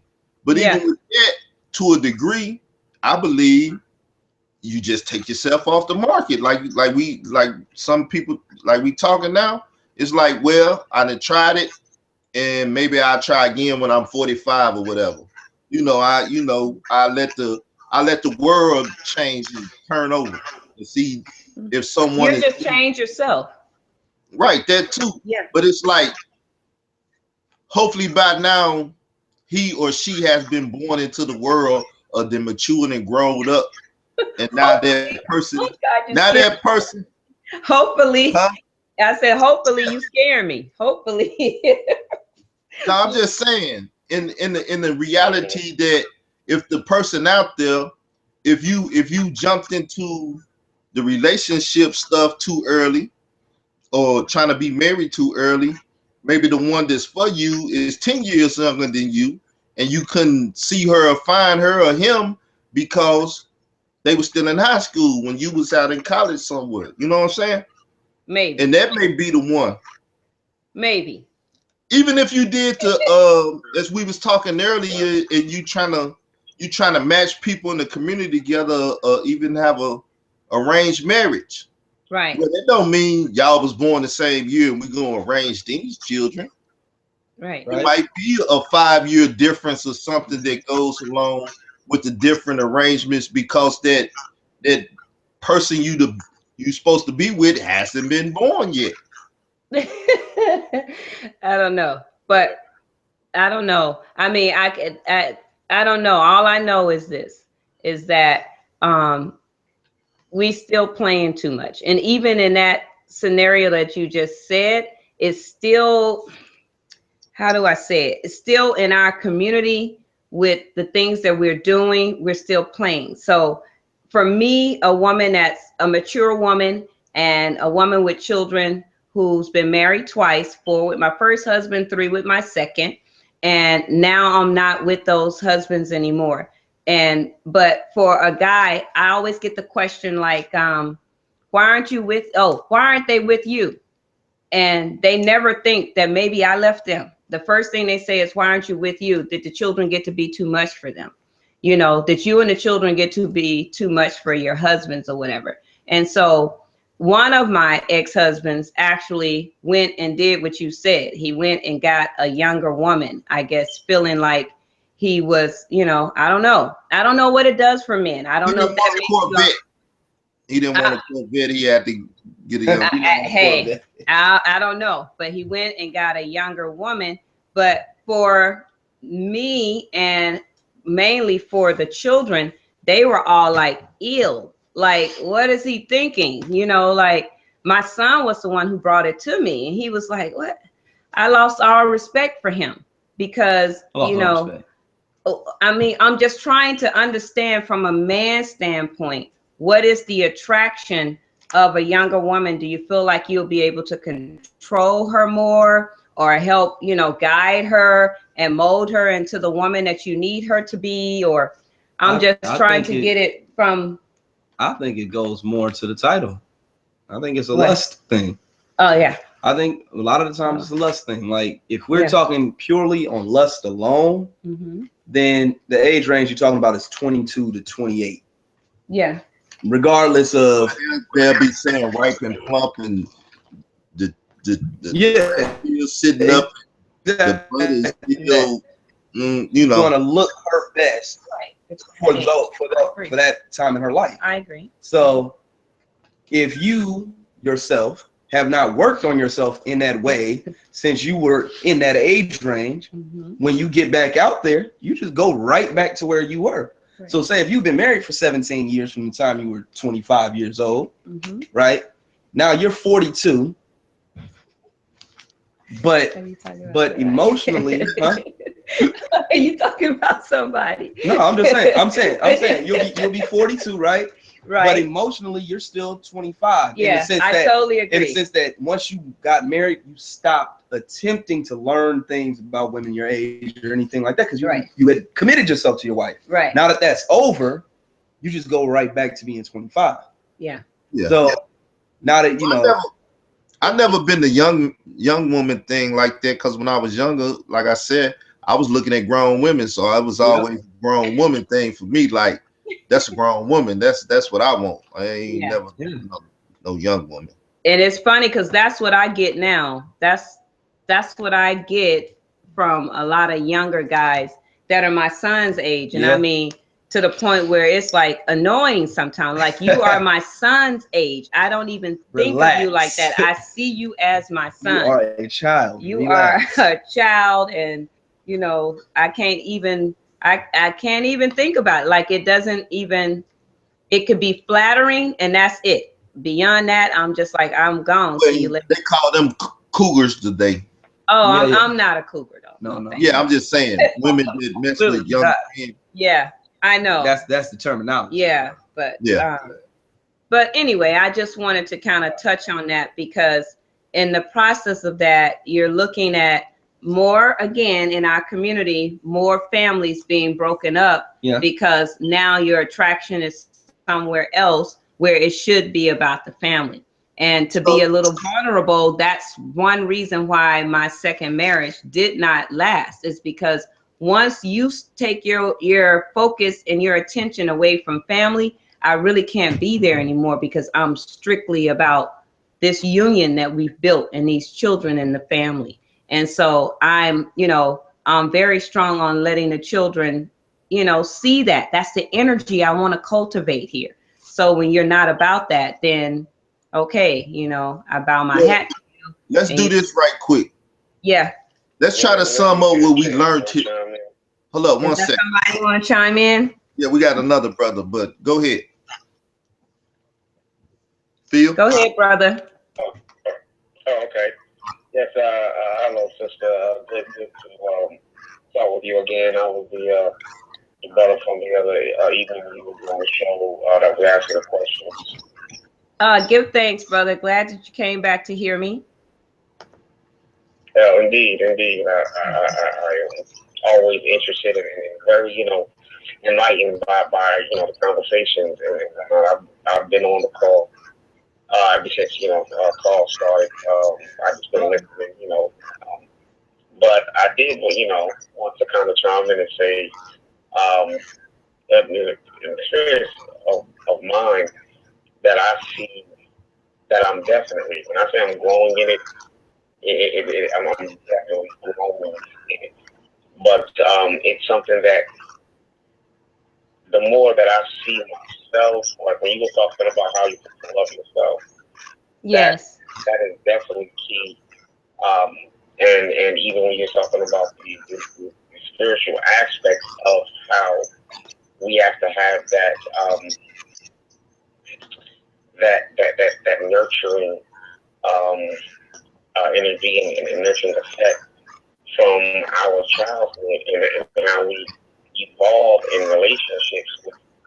And the way that I see it, as you know, as it is now, we evolve in our relationship with our parents, and with our siblings, and with our environment, and it plays a big part of what we're going to do in a relationship as an adult, because we need to have comfort in the fact that, you know, like you all were saying about giving your heart to someone, but not necessarily just giving your heart to someone, giving your trusting in another person, and, and having that affection and that nurturing quality between, you know, a parent and a sibling, as you was explaining earlier, is very vital, because it's something that we chase, and I see it all the time, especially working with kids. They just ooze, try to get so much of attention. I mean, I've had different you know, I'm 35, and I you know, working in the school system with children, I've seen different girls and boys that want to, you know, they even want to call you daddy sometimes, you know, or they always want you in their presence and around them, you know, they're seeking that attention. And you can, they're not necessarily getting it, and it feeds off into their relationship. So that's just something that I just, you know, kind of wanted to add for myself, that I even can see in myself now that I've been, you know, married one time, and now I'm, you know, divorced out of that, because, you know, the other half didn't necessarily want to regain what we had, and we both kind of just, you know, it was a big mess. But still, now that I'm trying to like start over, I'm looking at myself way more, and looking at my commitment spiritually, with what I can do to grow on a daily basis with a certain level of structure and discipline. You know, I just love the conversation. I just want to, you know, to add that right quick. Yeah, that's beautiful. That's wonderful, and I'm glad that you're on the call again. And I wanted to just thank you, because even last time you were very open and, you know, honest and vulnerable about some of your experiences. So thank you for your feedback. You know, that's good, and sharing, you know, a little bit more about who you are. And because I was really I was like, I don't know how to address this subject, because my whole thing is never to offend anybody. I don't want to debate anybody. I don't want to get into any of that, because I see the picture as we're in trouble right now in our Black community. We're in trouble. We don't love ourselves, and we don't love each other. And we're afraid of having any type of commitment, or, you know, marriage or anything. And sometimes people are saying to me, men don't want to marry because they feel like it's a death sentence. You know, all of this stuff is roaming and swirling around, and our babies are listening, and they're watching us. And if we don't get this thing right, we're going to have a major problem in the next, the sister, I like to talk about the sister Jewel Pookrum, because I listen to her a lot. You know, she's one of our elders that is a wealth of information. I can't even explain to you how much information she has, but she said, you know, we only got a few more months before, maybe 2 more years before the 21st century. And if we don't get it together, brothers and sisters, if we don't start making commitments and building families and being healthy and being strong and loving each other, we will be extinct. We are the next species on the list to be extinct. Our families are already almost extinct. I mean, how many people do you know, like I said, who are in committed, loving relationships of family, you know, in the Black community? How many do you know where they're faithful? Nobody's out sneaking around. Nobody don't have a side chick, or, you know, or a dude on the side or something else, or trying to find a way out, or down at the courthouse trying to get a divorce. You know, on the where, DL, or on the DL. on the DL, of course. And where are our where I talk about elders a lot, because when you cut out a certain portion of your community, when you break that link, we should have a link from our young people all the way to our elders, and that link has to be strong. When you cut out a whole section of your community, and you denounce them and you say they're stupid and you say their words mean nothing, we are in serious trouble. We are in serious trouble. So we have to like really try to find a way to start loving each other. Oh, I was gonna say, where are our elders who can sit and brothers and sisters can go and seek counsel with them, and they can give them tools to work with to help their families be together. I remember when both of my marriages was breaking down. I have a god mom. Her name is Queen Mama Anna. I have a lot of sisters on my side, elder sisters that like will snatch me up in a minute. This elder sister came to me and she showed me myself and she showed my husband himself, both of them, both times. And I mean, with my first husband, she would come to my house, and she lives in a whole different part of California, but she would come to my house and she would just cook all this food and have my children and everybody eating and give me a break and clean the house. And she would say, go spend time with your husband. Y'all go talk. Y'all go, love each other. Bring it back together. Excuse me. Bring it back together. Bring it back to the point you were when you first met her and she first met you. Bring it back there. That's what we need to be doing for each other. This sister lit incense. She lit candles. She prayed. I woke up one morning and she was literally on her knees praying for me and my husband. So that's the type of commitment and love that we need to have for each other, and trying to keep our relationships and things together. Otherwise, we're in trouble. And somebody has to ring the alarm. We got to stop playing the game. It's up to us. We have to stop doing it. And, I know you were saying, Carl, we need to probably try to wrap it up, but I want to make a strong appeal to the sisters. I got to make a strong appeal to the sisters. This thing can be rectified and taken care of once we start truly healing ourselves. We are the creators of life, along with our men, yes, but we hold that life inside of us. And that baby will not grow if we are not the ones that's holding it inside of our micro universe, our wombs. So we need to start doing things to get our minds, our spirits, and our hearts in the right place so that we can start birthing babies that come here already knowing love and attachment and bonding.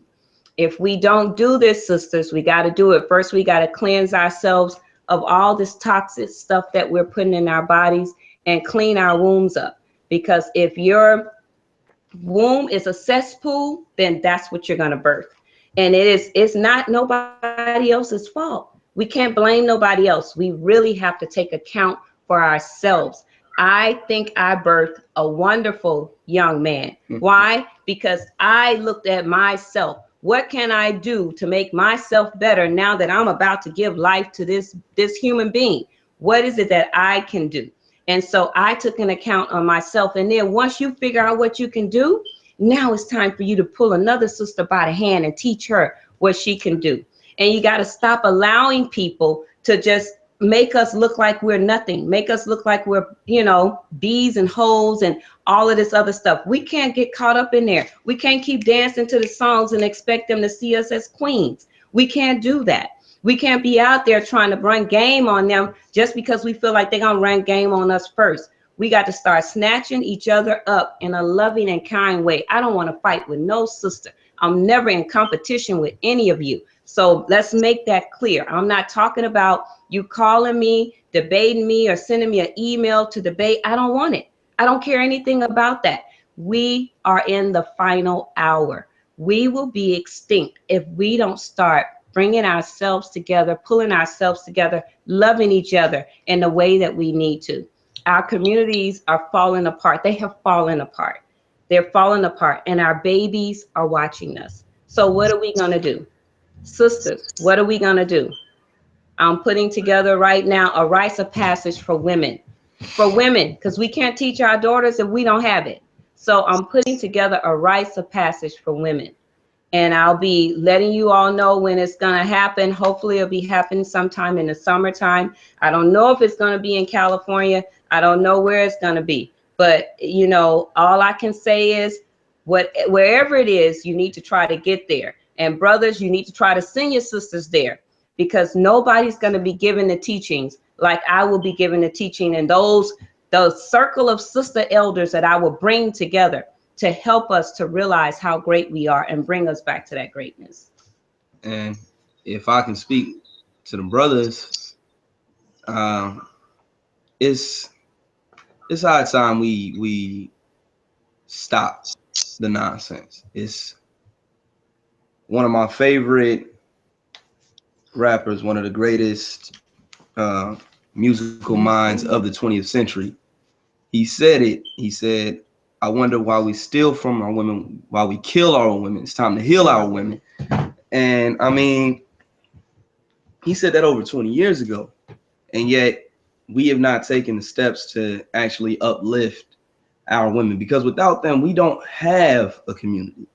We don't. It's not just, it's not about being on one side or the other side. It's not about, not wanting to tap into too much feminine energy because it's soft or anything like that. That's not the case. We don't really have that issue in that way. We can show our women that we care about them without being a punk at the same time. We don't have to dominate our women physically or emotionally or spiritually. Just love. We can walk with them. And to go even further, it's not just our community, but we have to be the ones to teach all other communities that this is the way that things are supposed to be done. Because whereas yes, we might be having issues and struggles within our own community, which we have had, but it's not like we can look at other communities and say they got the answer. We can't look at the Arab community and say they have the answer. Look the way they treat their women. We can't look into the European community and say they have their answer, because women in the European community are still looking for rights at this point. Can't look into the Latino community and say they have the answer. Can't look into the Asian community and say they have the answer. They're still trying to discard female children. So it comes from us. It comes from us. It comes from Black men. It comes from the Black male elders as well, to share with your younger, to share with the Black men who are your junior. For instance, some of the best conversations I've had have come from talking to my father, or talking to an uncle, or talking to, just an elder in the Black community, who just tell me even about his regrets. Yeah. About the fact that, had I done this way, had I been a little bit calmer in this situation, had I done, certain things in a different way, perhaps, me and her would have had a better understanding of each other and something like that. Right. And that's something as well that lets me know, okay, so it's not always hard and, tough love and, being hardline all the time. I know the outside world makes us that way. I get it. But sometimes at home we do need to, take off the armor. Let her get to the, the vulnerable part of us. Yeah. So. Yeah. Yeah. Yeah. So I don't know. Do you have anything else for me? Anybody have any questions and or anything? You, Carl? I can't hear you. I know. Okay. I still can't hear you. Did you take your sound off? You did some trickery stuff. Playing games, Carl, playing games. I can't hear you at all. He came back again. He's trying to come back. Oh, okay. Finish it, but like each one is messing up. I don't know if you can hear me, but all of it look like it's not working right. Is anybody else on? Can you hear us? Can you hear me? Nah. All right, sign off. I don't know. Try to call him again. I'm gonna sign on. Try to sign back in.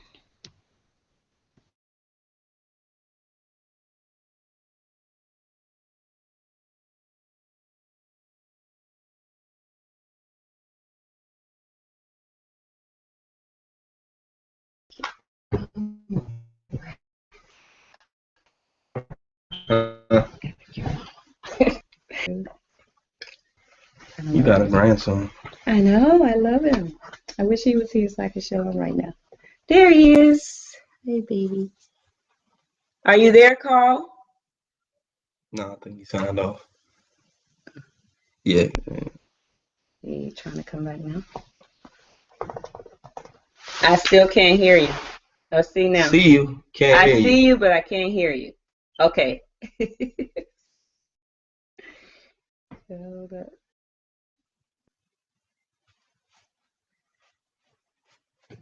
And I'm trying to see what happened. I wrote some things down. What do you want to get into? That's all right. The world ain't ending next week. Bring it up there. We need a continuation. Mm-hmm. Part 2. Mm-hmm. Part 3. There we go. Can you hear me now? I Yeah, can hear there you we now. go. Can you hear All right. So where I wanted to. Oh, I did it again. The freeze. The freeze. I think that's yours. Well, I'm gonna send it over real quick. Okay. I'm gonna be done soon. Neither. I'm hungry too. I'm gonna My go son back. left me. Is it any left? Oh, okay. Can you warm me some? And some naan, please? That's what I was about to say. You have two different things. Yeah, Okay. the Chrome is acting up. I know that it's acting up. Yeah. That's on you. So if it close out again, all you got to do to close out is kind of just close it out, and I'll cut it off. You can hit me in the inbox on Facebook and let me know. But what I was trying to do is say, what did we learn tonight? We learned, well, at least I learned, and this is my perspective, is we shouldn't have sex before we marry. We should have the intimacy and everything, know each other, and make sure that's the person we want to marry and we're willing to spend the rest of our lives with them. Don't make vows, but make commitments. Mm-hmm. And, you know, when you do get in this relationship and you get married, you know, explore each other bodies and learn each other mentally, physically, and have great sex and great loving relationship and make babies. And heal each other. Well, hopefully you ain't never been hurt, so you don't have to go through the healing. No, I mean heal each other physically. I mean, like kidney disease, high blood pressure, all that stuff can be Oh, if healed that's the case, through yeah. sex. Yeah. So Great I'm sex saying heals the body, so yeah, heal the certain body. positions heal certain ailments. So that's what I'm talking about. That's a whole nother show.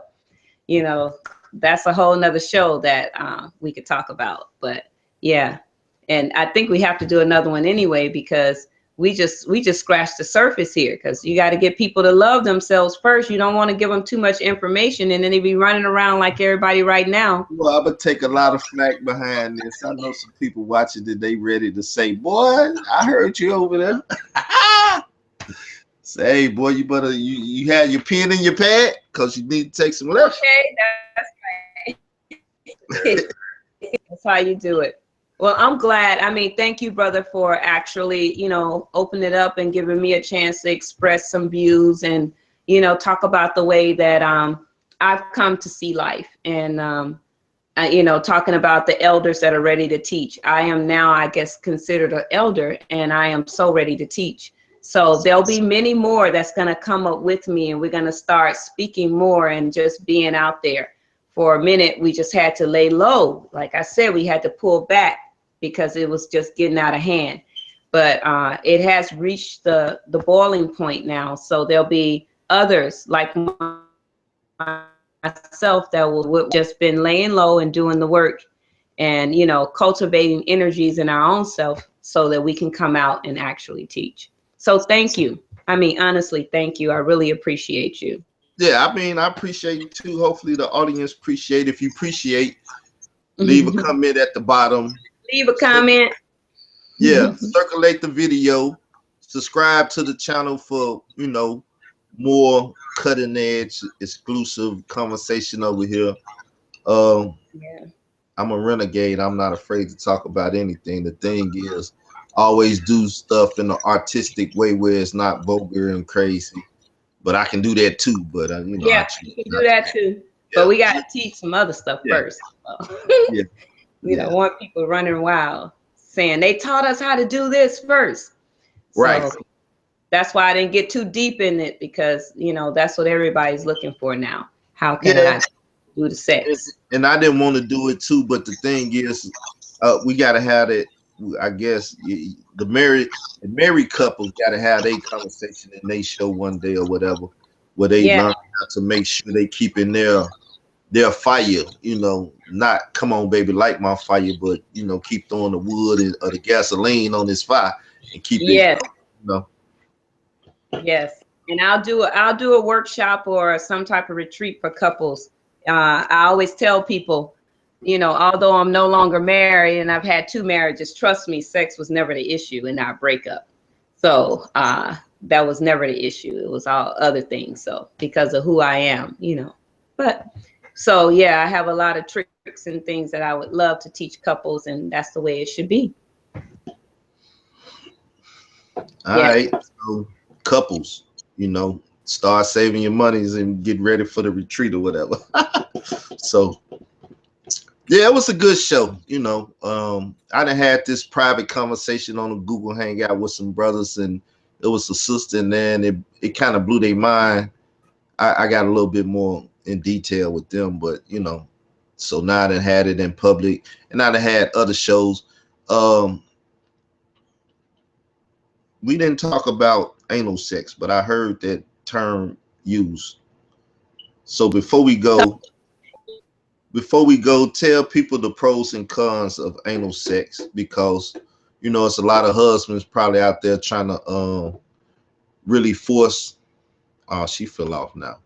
Really force their wives to do those things. So let's just get a little education on that,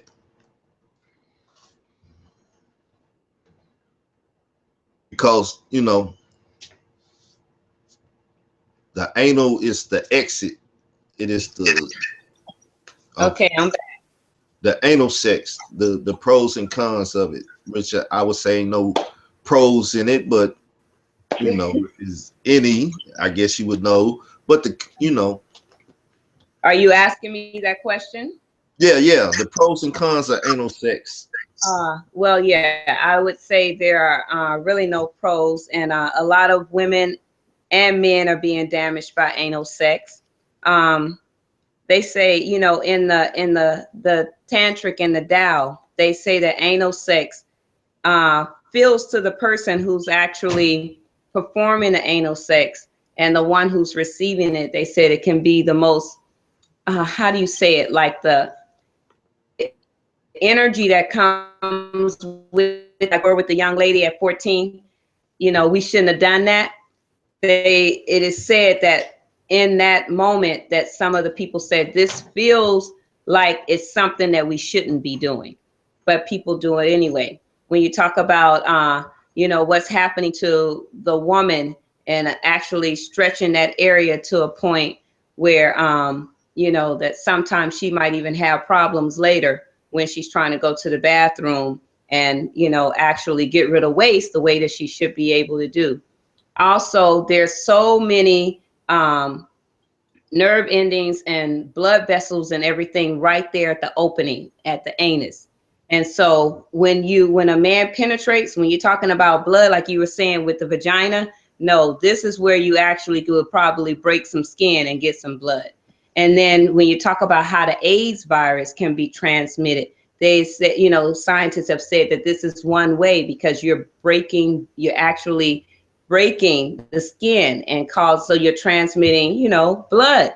And also that is the waste area. That's where fecal matter comes from. So, you're going to run into all kinds of problems. If you think E. coli causes you to throw up, once you get sick and they have a whole E. coli breakout, if you think it's going to cause you to throw up, what do you think it's going to do once it gets down the shaft of your penis? And so you're talking about urinary tract infections in men. that are out of control now that they didn't see before, I would say 10, 20 years ago. You're talking about with women, this whole little thing in the song where they had, was it last year, 2 years ago, truffle butter, where the man goes in the anus and then he comes out and goes straight into the vagina. So you got, for lack of a better term, shit on your penis. And then you go into the vagina and you're putting all that E. coli and bacteria inside of, remember, it's cleaner than even the mouth. You're putting all this inside. So you're going to have all type of sexually transmitted diseases and infections and bacteria vaginosis and urinary tract infections again, because women have 3 holes that are right there together. They have the urethra, the vagina, and then the anus. And so when you're mixing from the anus waste and you're bringing it to the vagina and the urethra, you got, it is, I can't even explain to you how many calls I get. I have a urinary tract infection. I have a urinary, and it could be the same woman calling me every like 3 or 4 weeks with the same thing. I don't know why I keep getting this recurring, urinary tract infection. So I'll let it ride for a minute. And then, I'll tell her what to do. And then that third or fourth time she called me, I say, sister, are you having anal sex? Well, sister, how do you know? Because you keep having urinary tract infections. And that's why you're having them. And, then when they correct that behavior, they stop having it. So, and it also says that for a man to actually perform anal sex, it's almost, gives him a feeling of like he's kissing someone's ass. So it makes you weak. It says it puts the man into a weakened state, because you would really go and actually deal with somebody's waist, and you will, stick your sacred wand, your sacred tool into somebody's waist and actually take all their waste and everything that they have. So yeah, that's how I feel about it. It's very degrading for the man and for the woman. So. You agree? I agree. Yeah, I agree with anything you said, 100%. And a lot of men don't know that they transmit bacteria infection. I don't get into anal because I can get an infection. Oh, by the way, that whole finger thing, absolutely not, because it's so much germs. Like I said, I'm a germophobic, but it's so much germs underneath a man's fingernails. Or so, I take care of me, and you're not gonna do that, and because I'll get an infection with bacteria. So no, anal, no, and in most cases, no, fingers, unless you go really, really wash it. Sterilize your hands, and that's kills. You know what I'm saying? So. Tammy, I don't know how you can have sex if you're germophobic. I know, right? I'm not too much to that extent. Trust me, I enjoy the partner enjoys, but yes, one thing, I don't want to have a great, sexual experience or intimacy. Well, I'm talking sex now. And then, 24 hours later, I'm regretting it because I know my body. So if I get any hint of an infection, then that's a problem. It'll kill any mood to want to be intimate again. Yeah. And usually I to someone not being clean or, Yeah, and that's another reason why we have to stop playing.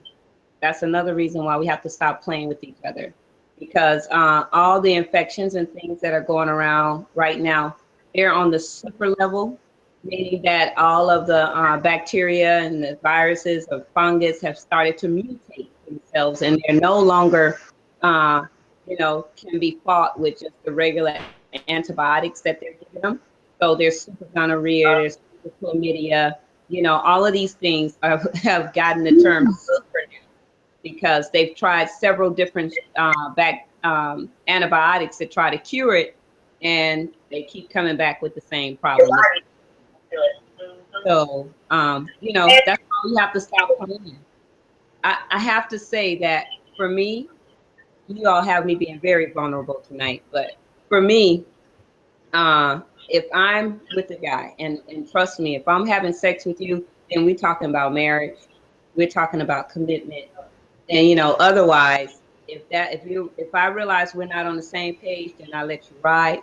But I give the brother herbs. Here, take this, take this, take this. Looking at me, brother, looking at me like, what? What's this? Oh, just take it. Just take it. Take that. Take this, take that. And I want you to take it before we have sex because I'm trying to clean you up. I don't know, I'm sorry. I know I attract pretty good, but I don't know where you've been. I don't know what you've been thinking. I don't know any of that. So I actually give herbs, and then right after intercourse, actually, I like to give brothers like coconut water or some sea moss or something, because every time a man ejaculates, he actually lose vital minerals and vitamins. So, you have to give it back to him. But, a Yeah. woman won't know to do that unless she's been taught how to do that. So And men's the same with the women. If she's ejaculating and stuff, she needs yeah, she needs some liquids and fluids back in her too. yeah, because you're destroying your kidneys. You're So, tearing your kidneys so up and all of that.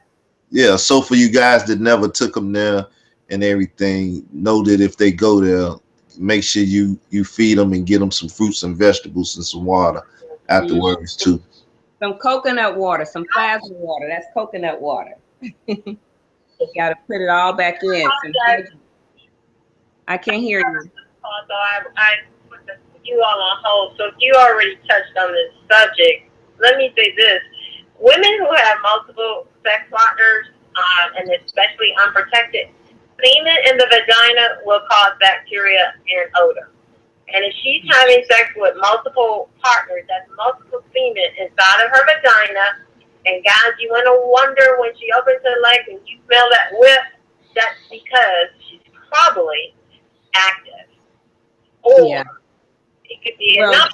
It could be she's using wrong soap, wrong. I mean, it's a number of things with women, but I'm gonna tell you that's the first clue when you're with a woman and she's not fresh.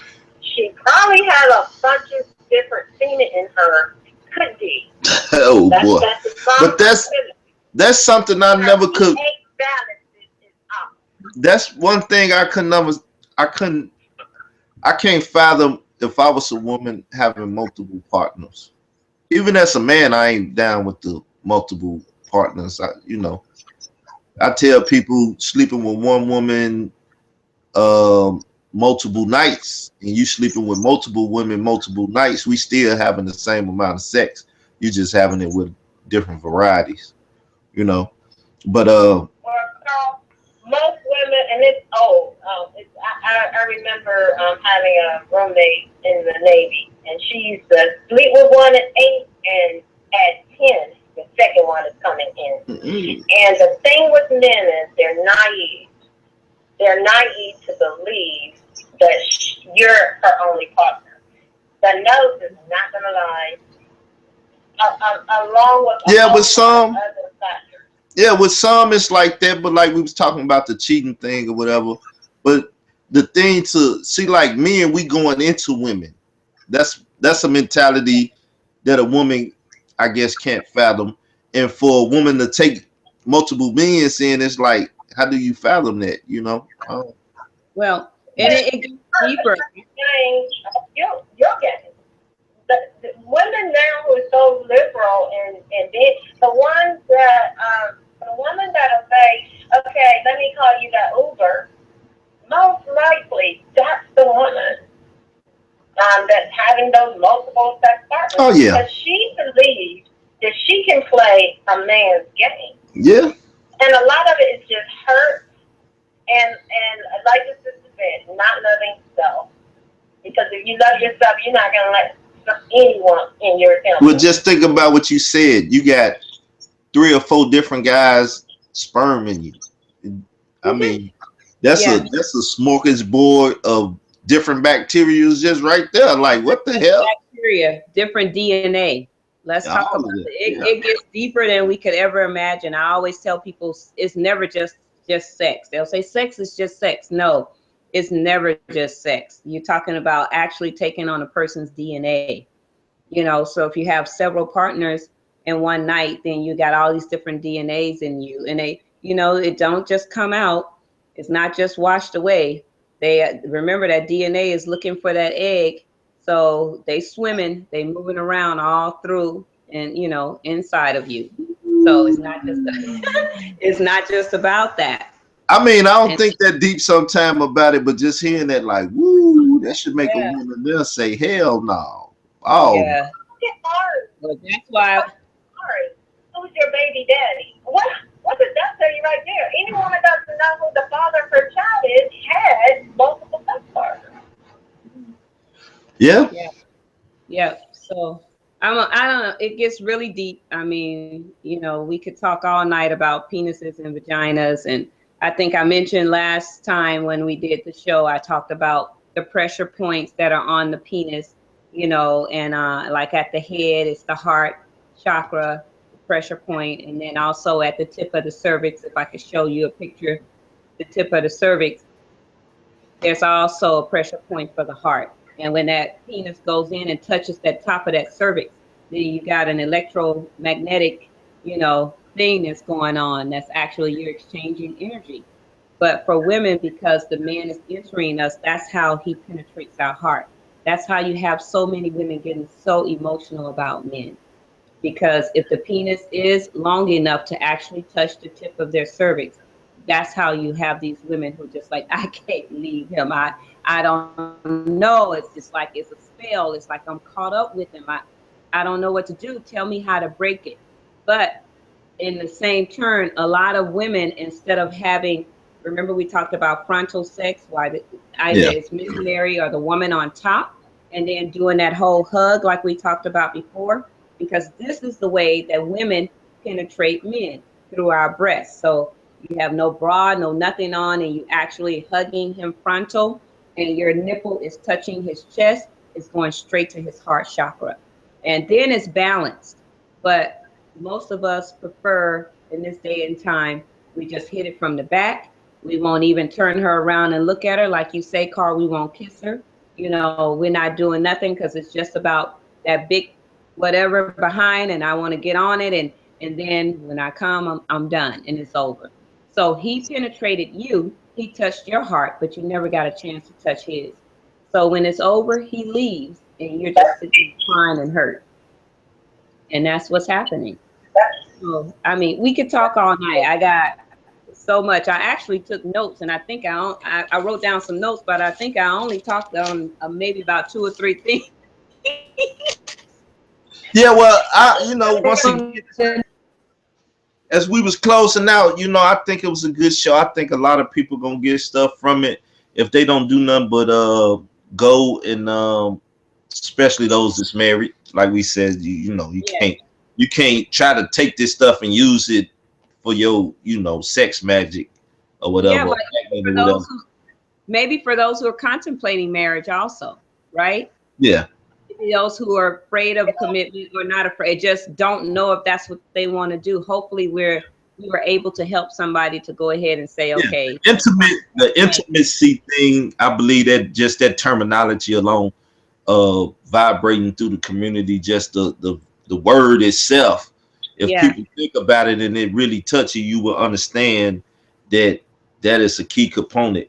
Being able to connect your soul with another person, because you can Uh-huh. have sex with another person, but that, like she's saying, touching each other hard and really touching each other to the point where it's like, and the term mating. Let's just do that and then we can be gone.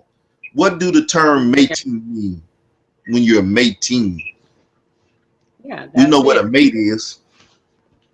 Yeah, that's it. I mean, there's nothing really, involved in that. You're just trying to maybe create life, or you just want to get there and get some, and then you say bye bye.